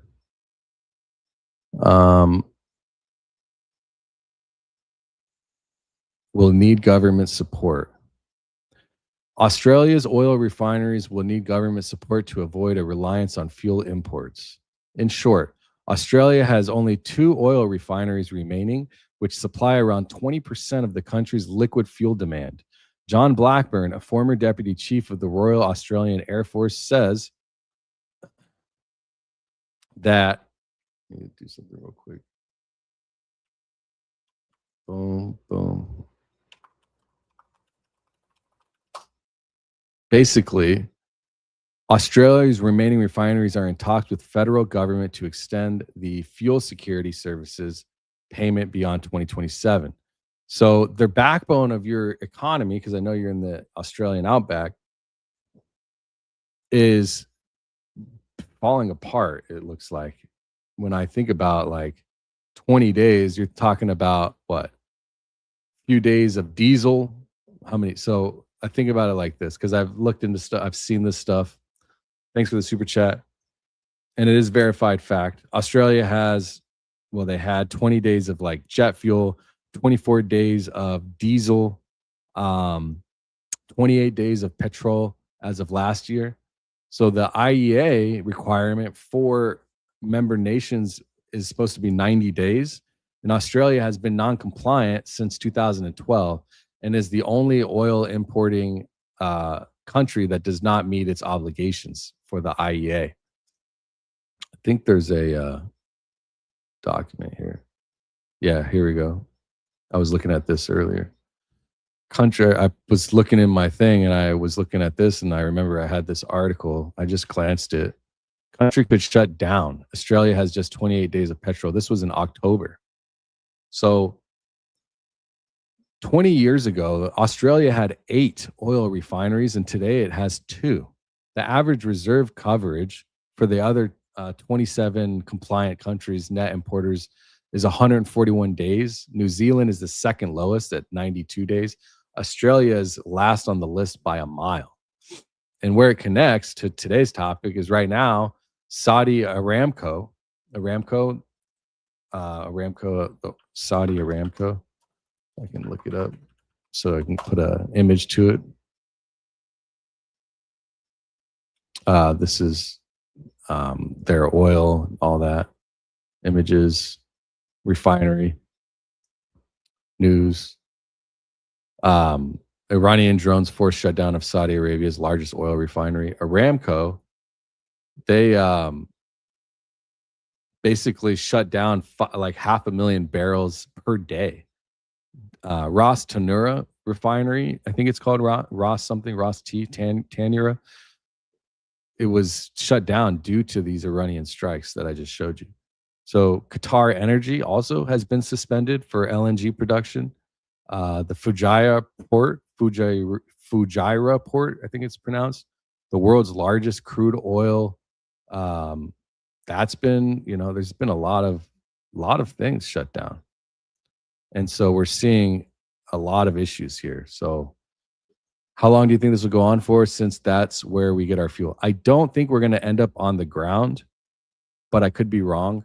It's really tough. Iran is a very mountainous, like if we go and look at earth.google, and I like to take my time, go through the chats, and you guys give those, I appreciate it. So I want to show you like my opinion on Iran and like why it's really tough for us to even get down there.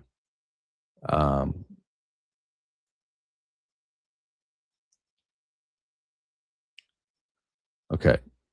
So if we kind of, let me see how I can, okay, so look, in order for us to get on the ground, we'd have to either go around here and go into this strait or the Persian Gulf, right? So this is, you've got mountain on all sides, okay? So this is Iran, but it's landlocked on all of this. And you've got Pakistan, Afghanistan, you've got Turkmenistan, and then you would have to, if you wanted to get in, you'd have to come across the top of Africa and get into the Mediterranean Sea. But the problem is, when you look at how to get there, this is all mountainous, treacherous terrain. We're talking big ass mountains, countries and radicals all in between. A lot of good people too. But to get to Iran, it's completely locked. You've got Russia to the north up here, Georgia, and then Russia. You've got Kazakhstan, Uzbekistan. You'd have to come through Pakistan or China. It's very hard to actually get troops on the ground there, unless you just are willing to fly a plane full of like hundreds of planes and fly American troops straight into Iran, which I find very challenging because you could get shot down. So the only thing they could do is maybe come up here above through Azerbaijan into Tehran. But then if you come down here, like check this out. Let's see if we can show what it looks like up here. Can I get us over there? Will it let me? So say you come in from this property here, from the land over here. Oh, I think maybe, let me see. Can I get over here? What am I at? Oh no, I'm not very good at, you guys know me, I'm not very good at managing maps. Hold on. So say you come in from over here, okay? Let's do it like this, okay? So now we're on the north side and Iran is down here, right? And you want to come from, where am I looking at? Okay, here we go. So Saudi Arabia is here, Africa's over here, and say they come from up here. Can I change the way this looks? Photos, no. Historical imagery, clean, everything. Okay. So you come in here and it's very mountainous, right? So let's say, where am I at? Now I got all these pictures. Let me fix this. Hold on. Photos. Okay. Tehran is right here. This is the capital, Tehran. But to get into this area, it's all landlocked through mountainous terrain. Okay. So let's drop a pin on here and look at what this looks like. See where it lets us land. Keats gifted 5 Danks memberships. Say thanks to Keats if you got one. Blindly Gab, love your work, very insightful and easily digestive. Please teach the boomers to care. Oh yeah, that's right. We read this. Thank you, Blindly Gab. I appreciate you. I saw that you said you were lost earlier. Hopefully you caught back up. Okay, so this is the street. Oh man, it's hard to see. I want to look at it from just this perspective, right? Like, look at this, right? Say you come out from the land, from the ocean, but you've got all of this mountainous terrain. How are you going to achieve that? These are big ass mountains. This isn't like some, hill. Okay. So that's one area, but then there could be a lot of issues here. And as I've shown you, you're not going to have an easy time. The whole country is like this. It's all mountainous. If I just drop in somewhere, let's see where it takes us. It's desert and mountain, and then more. It's a lot like, almost like Mexico and California, but even bigger mountains. And then there's nowhere to hide. It's just crazy, bro. There's not trees like it is out here in these areas, right? So the way I see it, it's not an easy place to just go and attack and try to become on the ground war, hot war like that. It's a mistake. That there's going to be a lot of lives lost if that's the case. Thank you for the super chat. Just say Baron. That's not a baron. That's not anything. It's nothing. Good to see you, Danks. Awesome research. Some incredible stuff you keep digging up. Really appreciate you, Danks. Thank you so much for all you're doing. God bless you and yours. Thank you. God bless you too. Thank you, ML Marty, with the $4.99. Measured Man, bro, I love it. You have taught me so much. I was only scratching the surface. Don't stop. Absolutely, bro. It's always good to see you in the chats. I appreciate you a lot. Thanks for being here. And thanks for the super chat. Westman Reskins 96, the same year that the Clean Break was published, which we'll look into. Let me pull this up. Clean Break. And I'll show you guys. I think, yeah, even Dave Smith mentioned it. I think if I can find it. You're a great investigator and an info compiler. Thank you, Danks. Thank you for the super chat. I appreciate that $10. Really, it means a lot. Thank you. Thank you, Westman. Measured Man gifting 5 Danks memberships. Thank you so much. Say thanks to Measured Man and Keats. Crystal Saves Animals. What's up, girl? $10. I appreciate you. Thank you for everything you do for transparency. You are so much appreciated. That's what I do, man. I am here sharing the truth because they don't want us to have it, unfortunately. Thank you, Crystal. I really appreciate that. And Alyssa Tisdale became a member. So we have Friday membership live streams every Friday. Last week we did a group live stream. I ended up bringing people in, but I will have just the Danksters this Friday. Where's my Friday membership thing at? I had that's weird. I had oh, here it is. Yeah, vote on the poll. Okay, so this is the poll. We got 88 votes, 217 live viewers. If you want to hit the poll, we're kind of close. This is interesting because the opinion in the poll says a lot. Do you think the Iran war will create global fragmentation or consolidation? Fragmentation would be just like splitting up the gut, like things getting worse in a way that doesn't help long-term global consolidation. Consolidation would be getting closer to a one world government. I'd love to know your opinion. Keep it going. I'll leave the poll up. There's less than 100 votes. There's still more than 100 of you that can vote. I'd appreciate it. Got another super chat. Just say, Julie, $10. I had to come back and praise you for such detailed work with much appreciated breakdown. Thank you. I appreciate that. That's good to know that you all follow me on this, that you like the way that I dispense this information. To me, I think it's important to get out. I have something I wanted to show you guys. Let me see if I can pull it up. There's this. Okay. This is like a graph I made before the live stream. Let me see if I can. Yeah, here we go. Zoom out, maybe. I guess I don't have to zoom out. Here we go. Thank you for the super chat, Julie. We got 2 Julies in the house now. So gas prices have never come back down, okay? Average U.S. gas price per gallon over every major conflict from 1950. Okay, so let's zoom in here.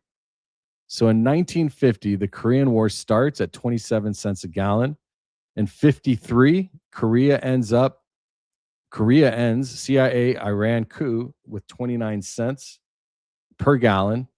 1965, Vietnam escalates, 31 cents. Yom Kippur oil embargo in 73, 53 cents. 1974, post-embargo shock, 93 cents, up 75% in 1 year. Iranian Revolution, 90 cents. So in 30 years, it tripled. So it goes up 2x, it triples. So 10 cents each year, each decade. And then within 2 years, it went from 90 cents to $1.38. We're about to witness a severe increase, another 50% probably. I would not be surprised to see gas at $6 to $7 a gallon, maybe even $8. I heard potentially $250 a barrel of oil. How many gallons of gas in a barrel of oil? It's not a lot. I think it's like 100 or less. A standard 42. Oh, it's way less than I thought. Here, let me just ask AI mode. Way less. A standard 42-gallon barrel of crude oil typically yields 19 to 20 gallons of finished motor gasoline. So if you have an SUV like a Suburban or a truck, or like me, a big-ass Toyota Sequoia lifted with the tires and the V8 engine and all that, you're paying for a barrel of oil to fill your shit up. So 42-gallon barrel expands to approximately 45 gallons of refined processing. But it ends up turning into different types of gasoline, right? Diesel, jet fuel, 3 to 4 gallons, 11 to 13 gallons of diesel fuel. All right. So 19 to 20 gallons of motor gasoline. How crazy is that? I got another super chat. I'll pull it up right now. Let me find my chart here. Okay. We'll keep going through that. What's up to Honey Bee's house? There's the 10M missing for TP action.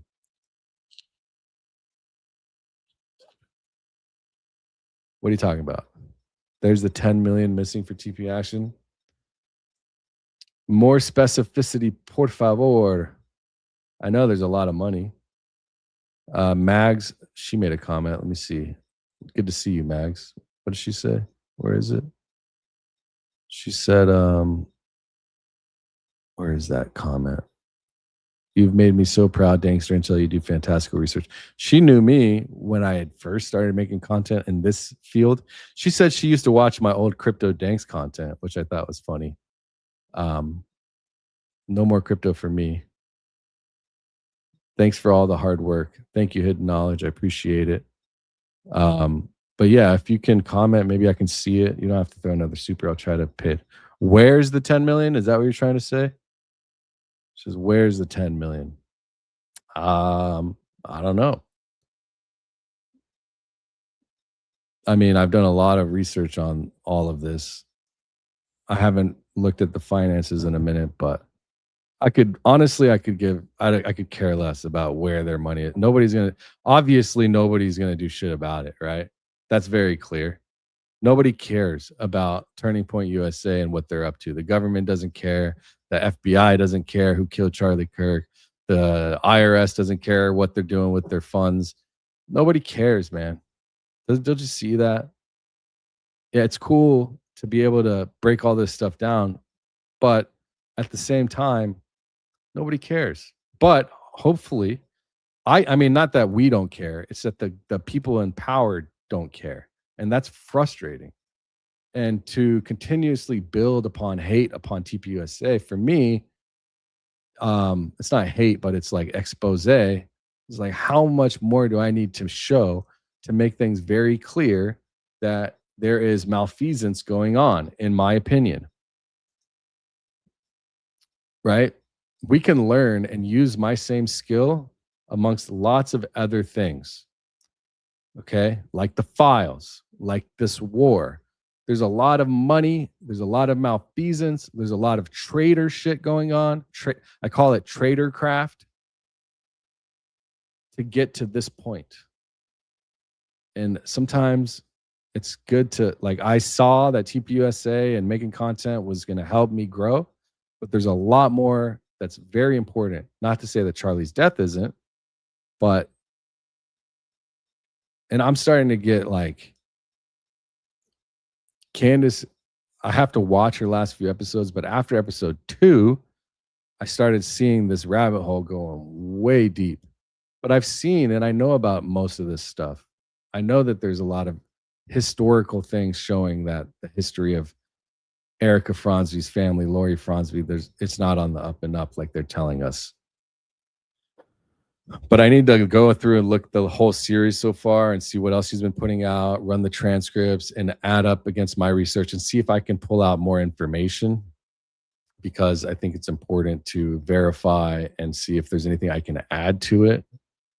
But she is, and Candace is doing what she wants to do and loves to do for her friend, and I understand that, and that's fine.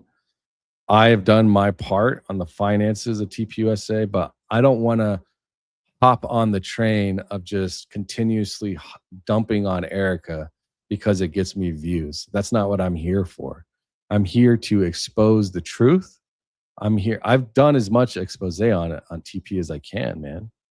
So, and then Zach from Wolves of Finance, you know, I think it's interesting, the stuff that he talked about, but at the same time, you know, I personally just, you know, people can make content, you know, do what you got to do, bro. But I'm not going to start heading down that rabbit hole.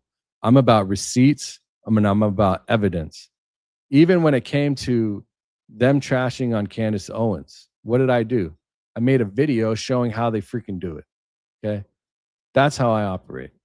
Yeah. Did I get 30,000 views, 50,000 views on Erica and her lesbian relationship allegedly? Yeah. But I don't care about that stuff because it doesn't affect anybody in reality. What affects everybody is this shit. Okay. The more important stuff, the stuff that's going to affect whether you can feed your kids or not. That's what I care about. All right. That's important. Sorry, I don't know where that came from. I've been feeling this certain type of way and I wanted to shift subjects for a bit.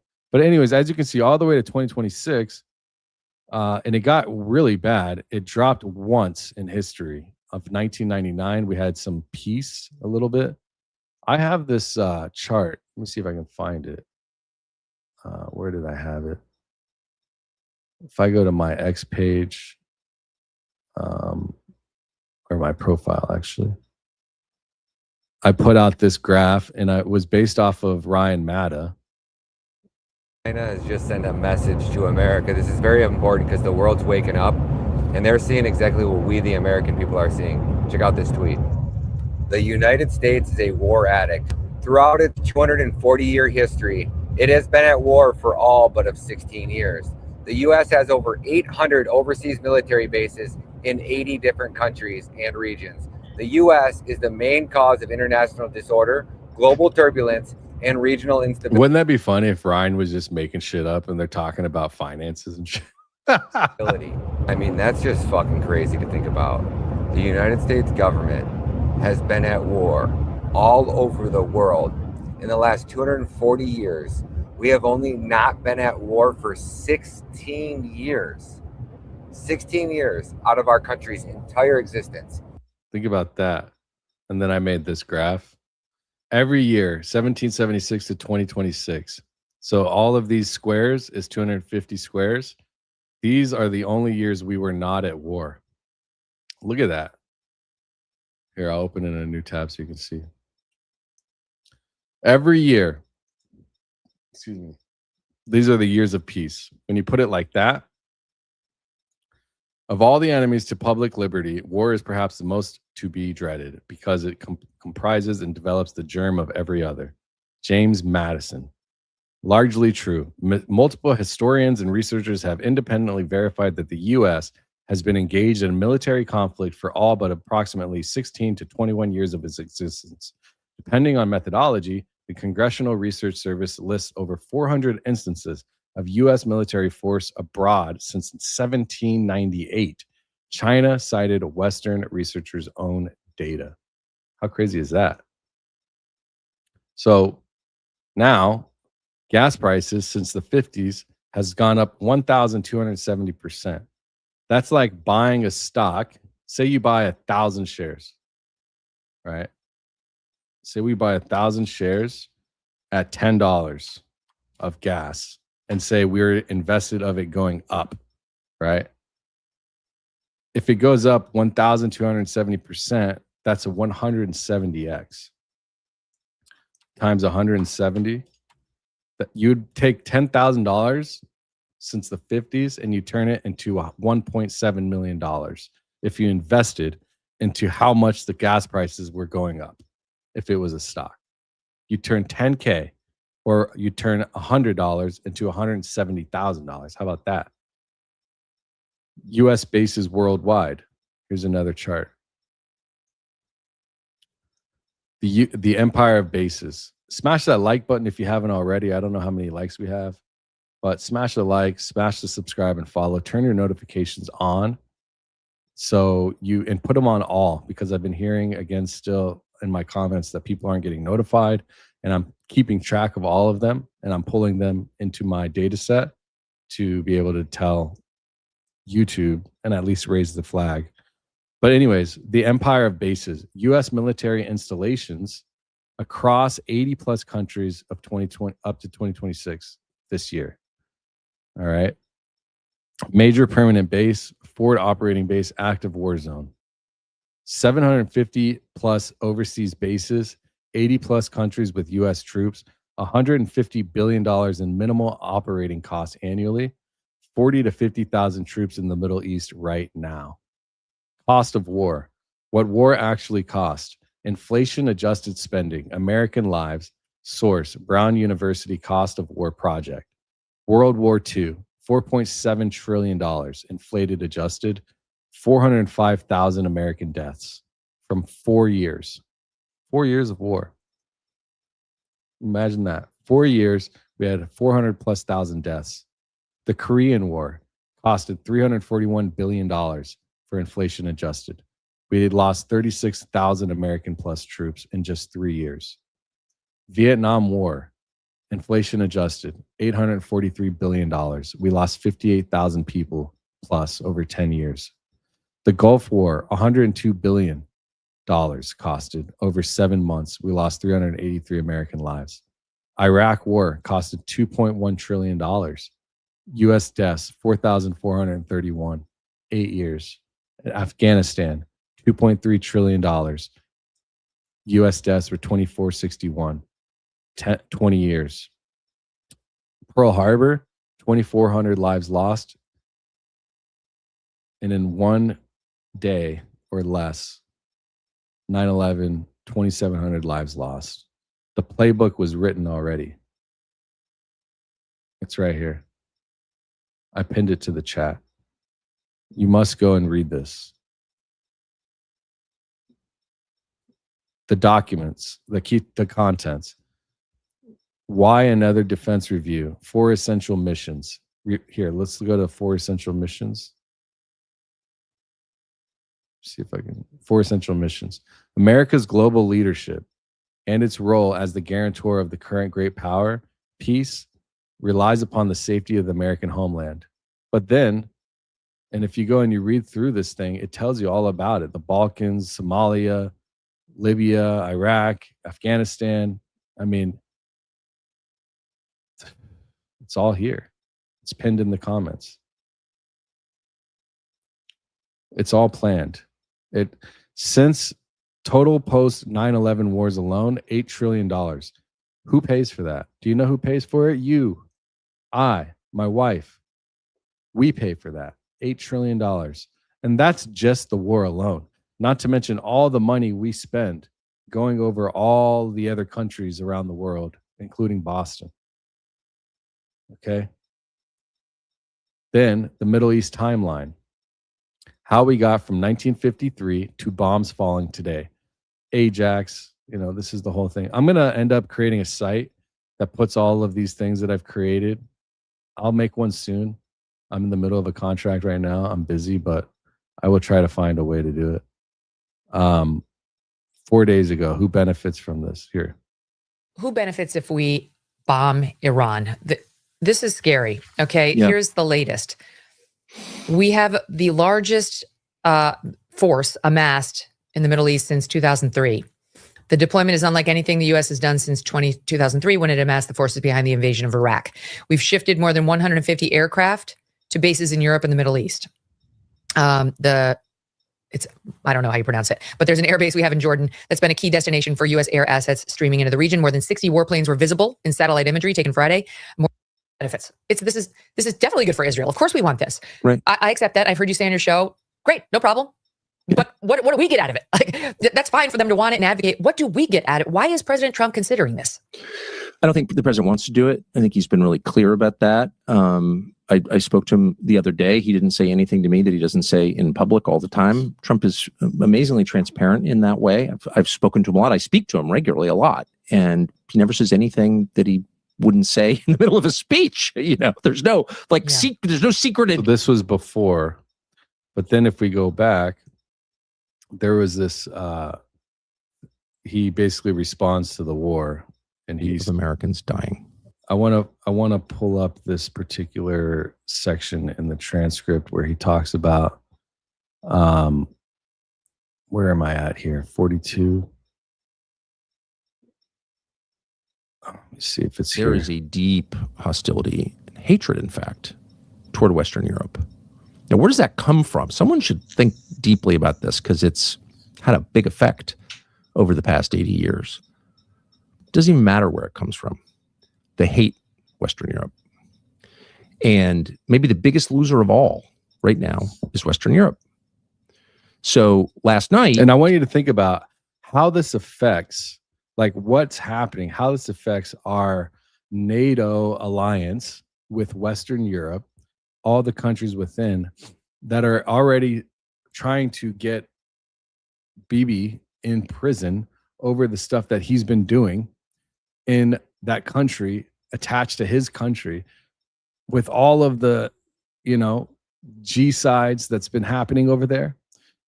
Us backing that, funding it, wanting to go and put property there, all of the mess that's been going on over there. And we're just backing it with no pushback. In fact, helping fund it. How do you think that affects our alliance with other countries? Let me know in the chat. How do you think it affects? What do you think UK? What do you think Italy, Greece, Germany, France? How do you think this affects them? How do you think this makes them look at us? Do you think they're going to want to stick with us? Qatar shut down its LNG exports. LNG is liquefied natural gas. Without getting boring about it, LNG is essential to the global economy. It's essential to Asia. South Korea subsists on Qatari LNG exports. China is a huge consumer of them. And Western Europe, Britain, 40% of homes in Britain are powered by Qatari LNG. Lots of reasons for this. And what did I just say? I just showed you that they had shut down 500,000 coming out of that particular area. Pipeline is one of them. But it doesn't matter. That's the truth. So when you shut off natural gas from Qatar, and it's now shut down, it's 20% of the world's total supply is shut down. Well, you have all kinds of effects on that. It crushes markets. It hikes inflation. It can wreak havoc on the global economy. Say a prayer that it doesn't, but it could. But the first thing that it does is totally shafts Europe. And then here's the second order effect, refugee crises. Let's say that this operation achieves its only real stated. Did Keith Tank with $2, did you hear of the pro heist of Tucker's Alps Inc.? I have not, but I'll look around. Which is to decapitate the government of Iran. It doesn't seem to have happened yet. I mean, who knows what's actually going on? But the Ayatollah was killed. Government's still sending missiles, so someone's making decisions. But let's say over the course of however long this takes, chaos. So Tucker Carlson co-founded a nicotine pouch called, that nicotine thing. Whoever did it presented what appeared to be legit. Okay, so they just announced a new limited edition line called ALP Drifters. Within 24 hours of announcing it, a truck carrying 378,000 tins was stolen from a Southern California logistics facility. Let's see. Somebody hijacked Tucker's nicotine pouches, and now there's $100,000 manhunt. I've been desperately craving a limited. That's crazy. What the heck? Why would they do that? Just to get at him? That's a little wild. Becomes the state of play in Iran. The thing just falls apart. Just They're offering $100,000 for this? Holy smokes. Well, if anybody has any insight, you could get $100K. Tucker Carlson's Alp starts national manhunt after grand theft of millions of dollars of nicotine pouches. The shipment, which has been valued in the millions, included more than 378,000 tins. The cargo was picked up at a Southern California logistics facility by him. How do you steal a freaking cargo shipment? What the hell? What is the point behind this? That is very interesting. Huh. So the whole point of me, I wanted to show you that is because, and he actually says more about what is happening here. Let me, I'm going to pull this transcript because there's something that's been sticking in my head. Why is this all in Middle Eastern language? That is so weird. Look at that. Do you see this? The transcript is in what, Farsi or something? That is so strange. I don't have a VPN on. Here. They can't stop me though, because I could just use AI to translate this shit. That is so weird. Translate and tell me where he talks about the Middle East not being defended properly by the USA. That's kind of crazy. Look at that. It's in Farsi or Arabic or something. Let me see. Models. There we go. Yeah. I'm going to try to find this part, but that is very interesting. Let's look at flight radar in the meantime. You can see all the air traffic around Iran is completely isolated, and it's all an active war zone. Iraq, I'm surprised planes are even flying over this area. I wouldn't be in a plane like that. All right, it says 32. Here we go. Let's go right here. 32 minutes. Very well. And they haven't been. Okay, here it is. They have. Persians are not allies in the region, meaning really the Gulf states and Jordan. Poor Jordan, wonderful country. It would convince them that the United States is a bad ally. Why? Because the second you hit Iran, and the Persians are not stupid at all, you know that they're going to hit American bases in those countries, which they have, except Oman. But in the other 6, they have. And you know those countries are not going to be defended by the United States. And they haven't been very well. That's some of these countries are on fire right now, and they feel completely vulnerable. And they are. Thanks for the super chat, Pete. Hi and bye all. Driving to do. Keats get it. Australia. Appreciate you, bro. Stay safe out there. Low or not letting loose with any operational secret that you can't find on the internet. They're running low on missile defense. And so a country like Saudi or UAE or Qatar, Bahrain or Kuwait, I mean, they're all right on the Gulf, directly across from Iran. they live on their energy production, and that's being damaged, and no one's protecting them. A Saudi Aramco facility went up last night. Saudi Aramco being the longtime joint U.S.-Saudi energy production company, biggest oil company in the world. And part of it's on fire today. The Iranians said they didn't do it. Why would they say they didn't do it? Possible Israel did it. Why wouldn't they?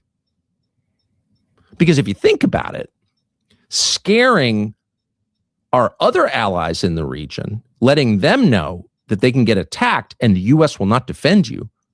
You put up with all this crap for decades because you got American troops on your soil and your population doesn't like it, but you do it anyway because you've been told if there was ever a problem, the U.S. will come rescue you. Well, guess what we just learned? The U.S. is not coming to rescue you. There are hundreds of thousands of Americans, civilians, caught in the Middle East tonight. Can't get out. And the governments of those countries are panicked and they're enraged. And the message to them is the U.S. is not a reliable partner. What's the point of this partnership? What's the point of allowing you to have an air base in my country if when missiles come raining down or drones attack our airport, our international airport, you're not going to do anything about it? That's how they feel. And you can understand why they do. So what's the message to them? There's no upside in dealing with the United States. There's no upside in foreign investment in the United States. So I'm furious watching this unfold right now. I'm furious because we put military bases in these Gulf countries. We made a deal with them. The deal was simple. You host our troops. You tolerate the political headaches that come with having a foreign military, an American military on your soil. And in exchange, when missiles start flying, we've got your back. That was the deal. And we just showed the entire world that that deal means nothing. How do you think that that makes people feel in those countries and moving forward, dealing with Americans? We pulled a THAAD missile defense battery out of Saudi Arabia, where it was protecting critical infrastructure and American citizens, and moved it to Boston. American energy workers live in Saudi Arabia. Their families are there. We stripped their protection to hand it to a country that dragged us into a war with Iran. I cannot wrap my head around the thinking behind that decision. Americans are there. There are hundreds of thousands of American civilians living and working across the Gulf as we speak. And these people cannot get out. The airports are in chaos. The shipping lanes are closed. The State Department did not even bother to evacuate embassy staff before the strike started. Polish citizens are getting help from their government faster than Americans are getting help from ours. That is a national disgrace. These are countries that depend on a desalination for plants for drinking water, to clean their water. They import their food. If you blow up those pipelines, millions of people have no water. If you close the ports and the airports, they have no food. These are not hypothetical scenarios. This is happening right now. And we are doing nothing about it. Because our priorities is not the allies who actually hosted our American bases and our citizens and our people and our military and invested hundreds of billions of dollars in American businesses in return. Our priority is a small population whose country's leader has done nothing but show contempt for us. Every Gulf leader is looking at this situation right now and asking the very same question. What is the point of having an American base in my country? You told me you'd protect me. Missiles are hitting our airports, our hotels, our facilities, and you're not lifting a finger. Why would we continue this arrangement? Why would I invest another dollar in an American company? Why would I trust a single word that Washington tells us ever again? We just torched decades of alliance building in 40 8 hours. I want someone to explain to me how the resources and the political will to fight someone else's war and how we can do that. But we can't protect the countries or our people in those countries where our own people live and work. We can just launch strikes on behalf of a foreign leader's 4-decade dream, but we can't keep the lights on for our actual partners.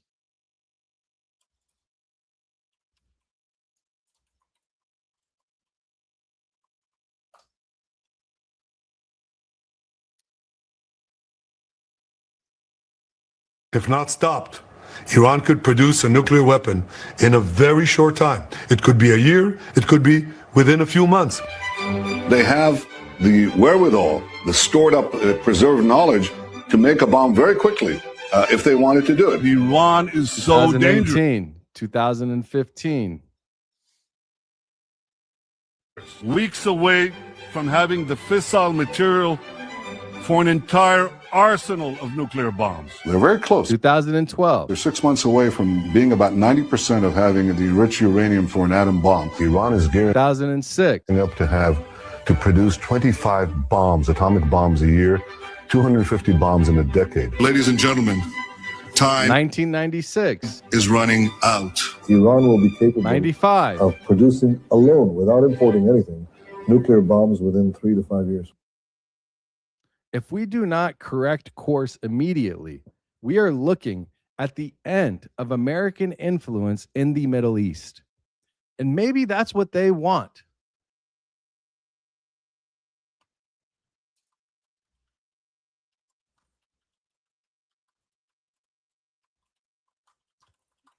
Here, I want to pull this up.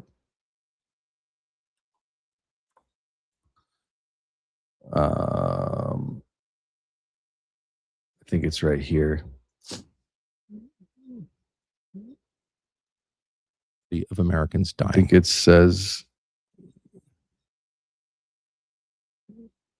35 to, let's see where we at. I think it's right here.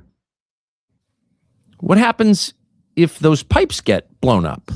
You have no water. There's millions and millions of people. So you can see, without getting too into it, just how vulnerable these countries, our strongest allies in the region, now feel, and how their calculation about the United States in the region has changed dramatically. The British lost their influence in the Middle East in 1956 in what is known as the Suez crisis. It was a crisis that was so complex, it's hard even to understand it now, 70 years later.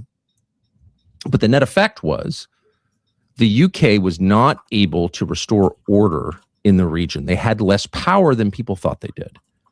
And that was it. That was the true end of Britain's empire. It was certainly the end of its control over the Middle East. That's what this is. And it's on purpose.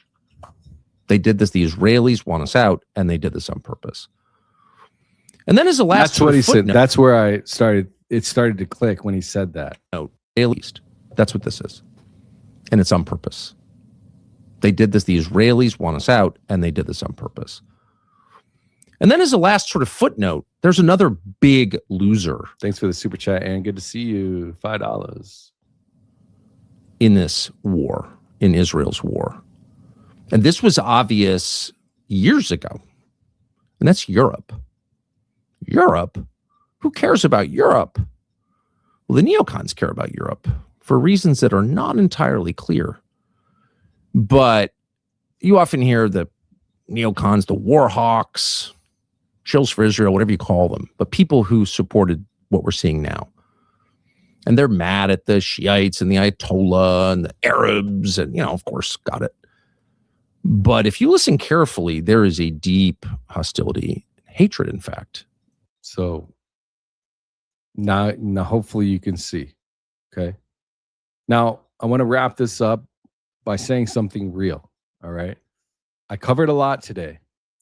And I need everyone to understand where my head is at. I'm genuinely angry, not performatively angry, not clout angry, content angry. I'm actually angry because I have spent months now documenting with receipts how foreign influence money moves through American nonprofits, how FARA registered agents operate inside our government, how organizations like TPUSA allegedly funnel millions through insider connected entities, while their auditors look away.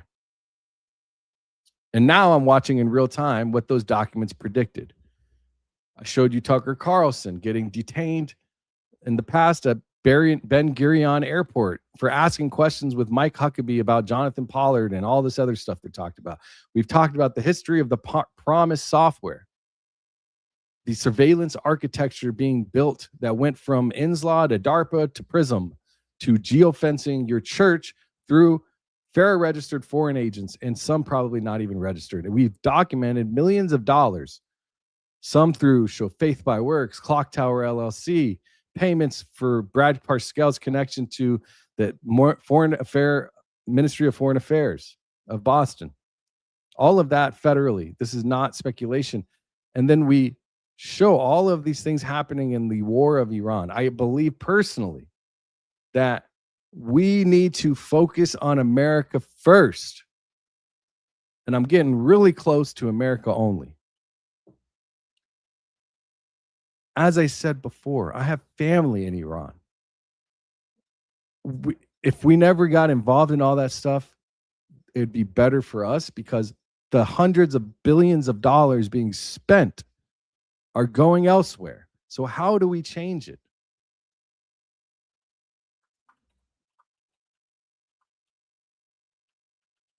Let me see if I can find this clip.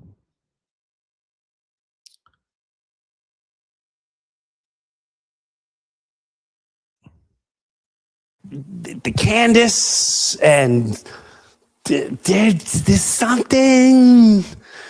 I like her, and I like Marjorie. There's something. I have a funny feeling.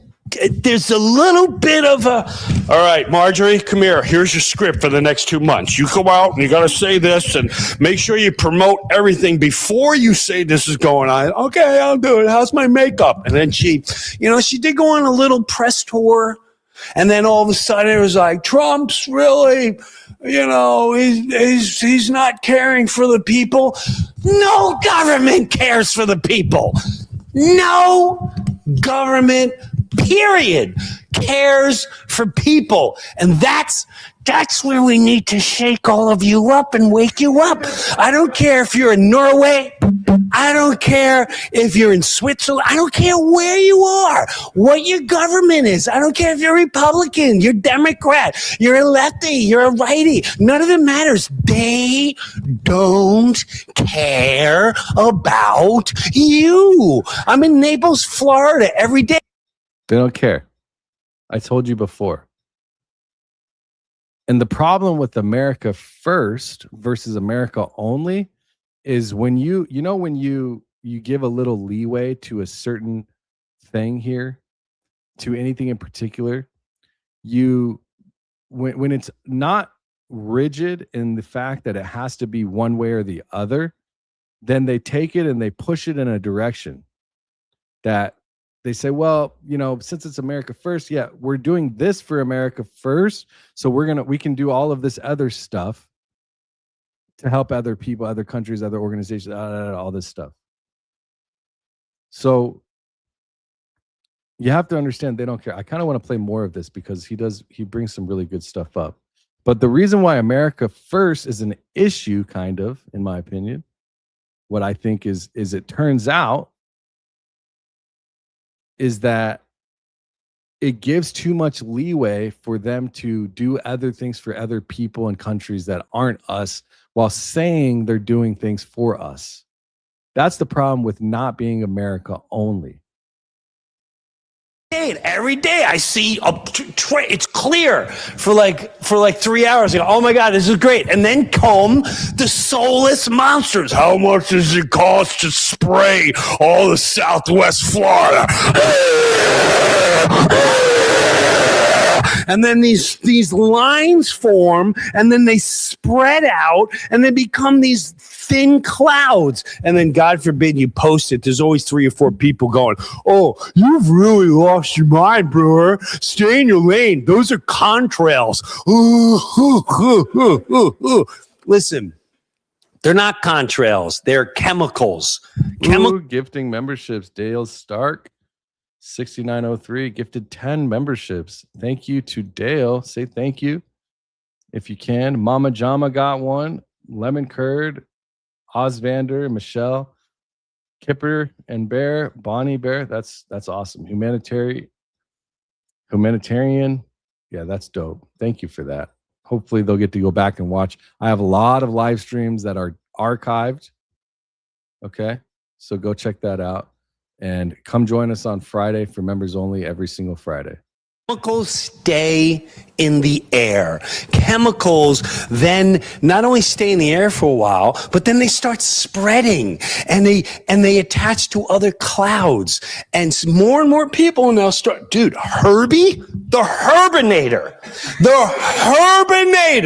who said, when I came out and I said, "Oh, good, Illuminati side, it's all this guy."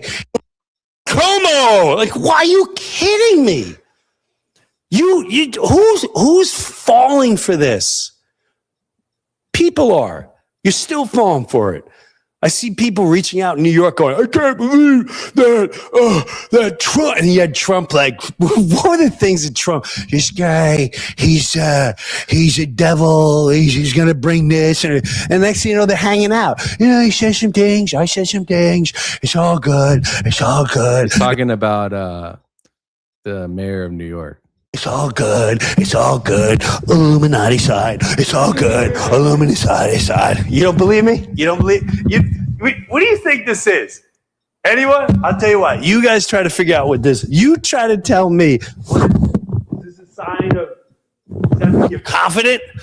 That's a bad place to put. That was a bad place to put the mic. No one's commenting on this. They're like, "Well, I'll tell you what it looks like." Jim has something to reveal about who his true father was. That's certainly.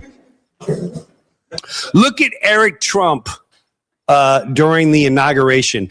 Eric Trump stands there, blatantly makes this sign, and his wife Laura quick makes him stop. And you can't hide it. I don't know if they're doing it on purpose.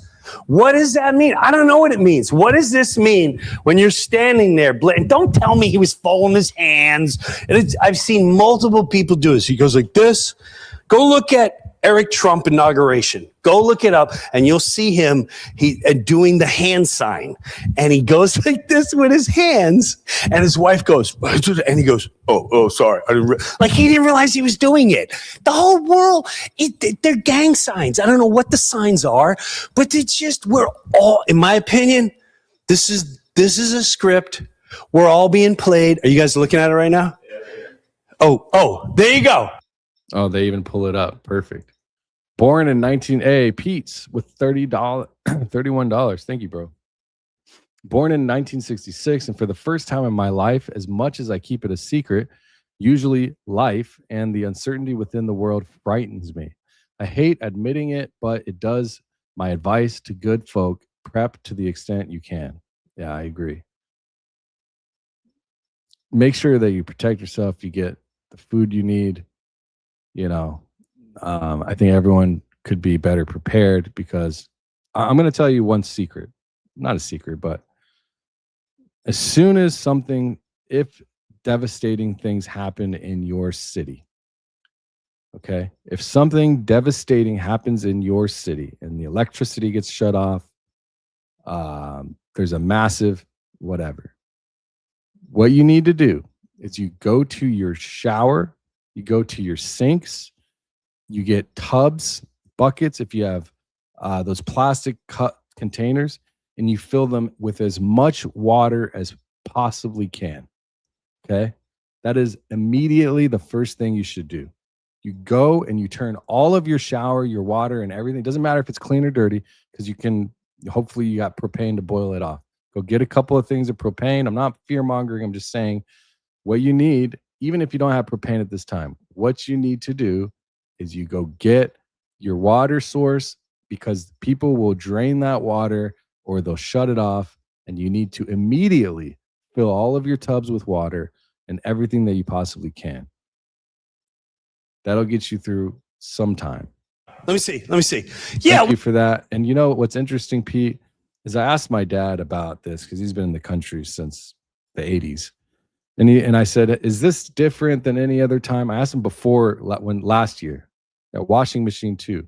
Good point. So I asked my dad, I said, is this any different than before? Like, I hear about money changing and all of this stuff happening and how the world is seemingly on edge all the time. And he said, it's been like this all the time. Nothing's going to change. Well, for us, it feels different, right? It feels very different. What? Thanks, Pete. Well, that's not that was not at the, it's the inauguration, but you got to see, that's misleading right there. That just kind of looks like he's hanging out, which his dad does all the time.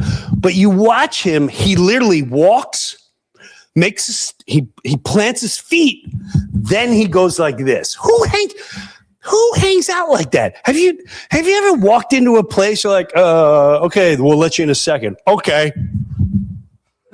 Like, that's why I put this poll out, right? Because at the end of the day, when we look at this, okay, and I'll put the poll up here.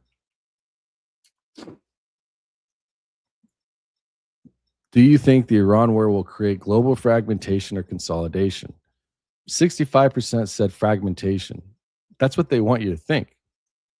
But in reality, it's all part of the one big plan. If I just showed you the book that they wrote on the plan, and then I showed you the pre-plan, how can you imagine that it's fragmentation? It's implied to be fragmented, but it's actually supposed to create consolidation. And when I say consolidation, I mean creating one alliance, a large alliance, one world government,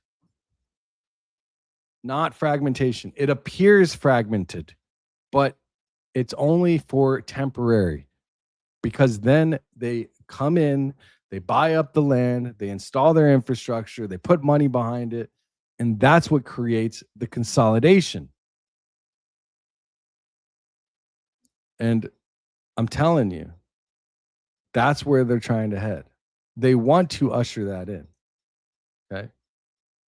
So think what you want, but the whole plan is pinned here in the chat. Go into the chat after this and go look. The plan was written in 1996. What is that? And then your wife play that video. Play that video. Why does she make him stop it? Watch. Yeah, what just happened there? If he's not, what is this not polite? What is that? Why does she make him stop it? Watch. Yeah, what just happened there? What the hell, bro? If he's not, what is this not polite? What is that? What? I don't know what it is. I'm asking you. Maybe we should ask him. Maybe we should ask Laura. I don't know. She was coming on the show, by the way. And then what happened? Her management she was all excited. I had great conversations with her. I met Eric multiple times. What is that? There's a channel. I'm going to find it. I'll find it while I'm watching this and see if, it's just, I don't know. I'm getting the feeling most humanity, I'm getting tired of being played. I'm getting tired of watching everyone bicker over the same nonsense. Do you really, Marjorie? Listen, I'm not going to lie to you. I liked her clips. You know, there was a clip of her talking to someone in England, and I don't know, they were talking about, you gun control. And she's like, go back to the country you deserve. We like guns in America. Like, all right, I'm digging Marjorie right now. I'm digging Marjorie. But I don't know this is a fact. She went in with a certain amount of money, and she's walking out, from what I heard, $25 million. How do you make that much money in that short amount of time? I don't know if that's a fact. Maybe she can explain that. If you guys know, there's a British he's a British biblical content creator. I think he's British or Welsh. I'm trying to find his content because I would love to share it with you guys, but I can't. He only randomly pops up in my feed. If you guys know who he is, let me know because I'd love to pull his channel up. He's British, he's Welsh, he's got a UK accent, and he's got like reddish hair. Seems like a really good dude. He does really good content. I wish I could remember the name of his channel. I did like some of the things she said. And listen, she definitely said things that are on the pulse of America. And when I say the pulse, most people are questioning a lot of things right now. We want to know, why is our tax money funding this? Why is our tax money? Bro, I go so far in the rabbit hole that I'm finding out tax is volunteer. It's you volunteer to do it. So do we have to pay taxes? Can we find that out? Can you imagine we all had the balls enough to go, we're not paying taxes this year. But you know what? There's too many fairies in here. Too many they can't. Who are they coming after? If we all did, how amazing would that be? Think about the things that your favorite president. Listen, I was all for this guy, but you know what? They found all this money. Remember? Oh, we found $20 billion here, $30 billion. Did you get a check? Did you get a check? Did anyone get a check? I go to gas. Gas is still over $3 in Naples, Florida. I went and bought milk the other day. It was like $9 for milk. For milk. Are you kidding me? So I don't want to hear the prices are down while we're funding another country to launch bombs. And when we have our leader going, I gave him a lot of bombs, and he knew how to use them. He knew how to use them. And now we have peace. Oh, that's how we solve peace. It's madness. It's all madness. So with that said, I had the big talk about bringing some noise. I don't want to bring the noise. See, I get amped up. I don't like it. I don't like the noise. And that's why I like peace. And I feel like we need a time where we need answers. We don't need to be constantly aggravated. I get my friends will text me and they go, can you believe this? Can you believe that? This has been from the beginning of time. They know you're not going to do nothing. They know you can't wait for your football game this Sunday. They know you still pay $10 for a venti latte mocha latte with sprinkles on it at Starbucks. They know you're going to pay taxes. They know you're just going to complain. They know you're just going to go, I can't believe they're spraying the skies again. They just know. They're laughing in our faces, but it's time, people. It was only, 2025? It was only 5 years ago they locked down the whole world. The whole world. It was only 5 years ago That's what I try to tell people, not to forget what they have done and how they're trying to shape our reality and the way we see it is through small testing of actually forcing us to do things and then releasing off the pressure. Divided every family. It was only 5 years ago. Only 4 years ago, they were still trying to do that. They were still, only 3 years ago, they were rioting all of it. In my opinion, this has been one of the biggest moves of a grand empire takeover, not only of the U.S., of the entire world. of the entire world. And I can't help to think about hearing Bob Marley's words over and over. All governments are illegal. All governments are illegal. There's been places where I've been to Africa where, and you know what? Forget Africa. Where I grew up in Long Island, we had neighborhoods. And in the neighborhood, we all knew each other. We may not have liked each other, but we knew each other. And if someone stepped out of line, we, as the community, dealt with it. We didn't have to call the cops. We didn't have to go get a judge. We didn't have to worry about a law or who was going to let them go. We didn't have to worry about any of that. I went to Africa, and I went to a village there, and at the village, I asked them, you guys are going to see this. I filmed it. Are you going to see it? Here he is. Coming. Finally, I found it. I was looking Off the Curb Ministries. This dude right here, if you're into just seeing, like he's a Christian, and he talks about, man, he does great content. I'll show you something here. He talks about a lot of stuff and how the biblical prophecies come into play. See if I can find something that's like maybe something recently. This dude, he does really good content. Let's just show you something. This is every wall in the entire Bible, starting with the walls of Jericho. Look down here in the Jordan Valley, because you're about to see not only the lowest city in the world, but a city that is hiding one very dark secret. It's 1400 BC, and the people of Jericho are worshipping one very evil god. So let's see if you don't like this guy? Oh, that's sad. I like his content. Can catch it. What do you see when you see this? This and this. You're right. It's the moon god. Yeah. But I just wanted to share that. Off the Curb Ministries. If you're interested in this type of content, check them out. But I'm going to wrap it up. I appreciate everybody for being here.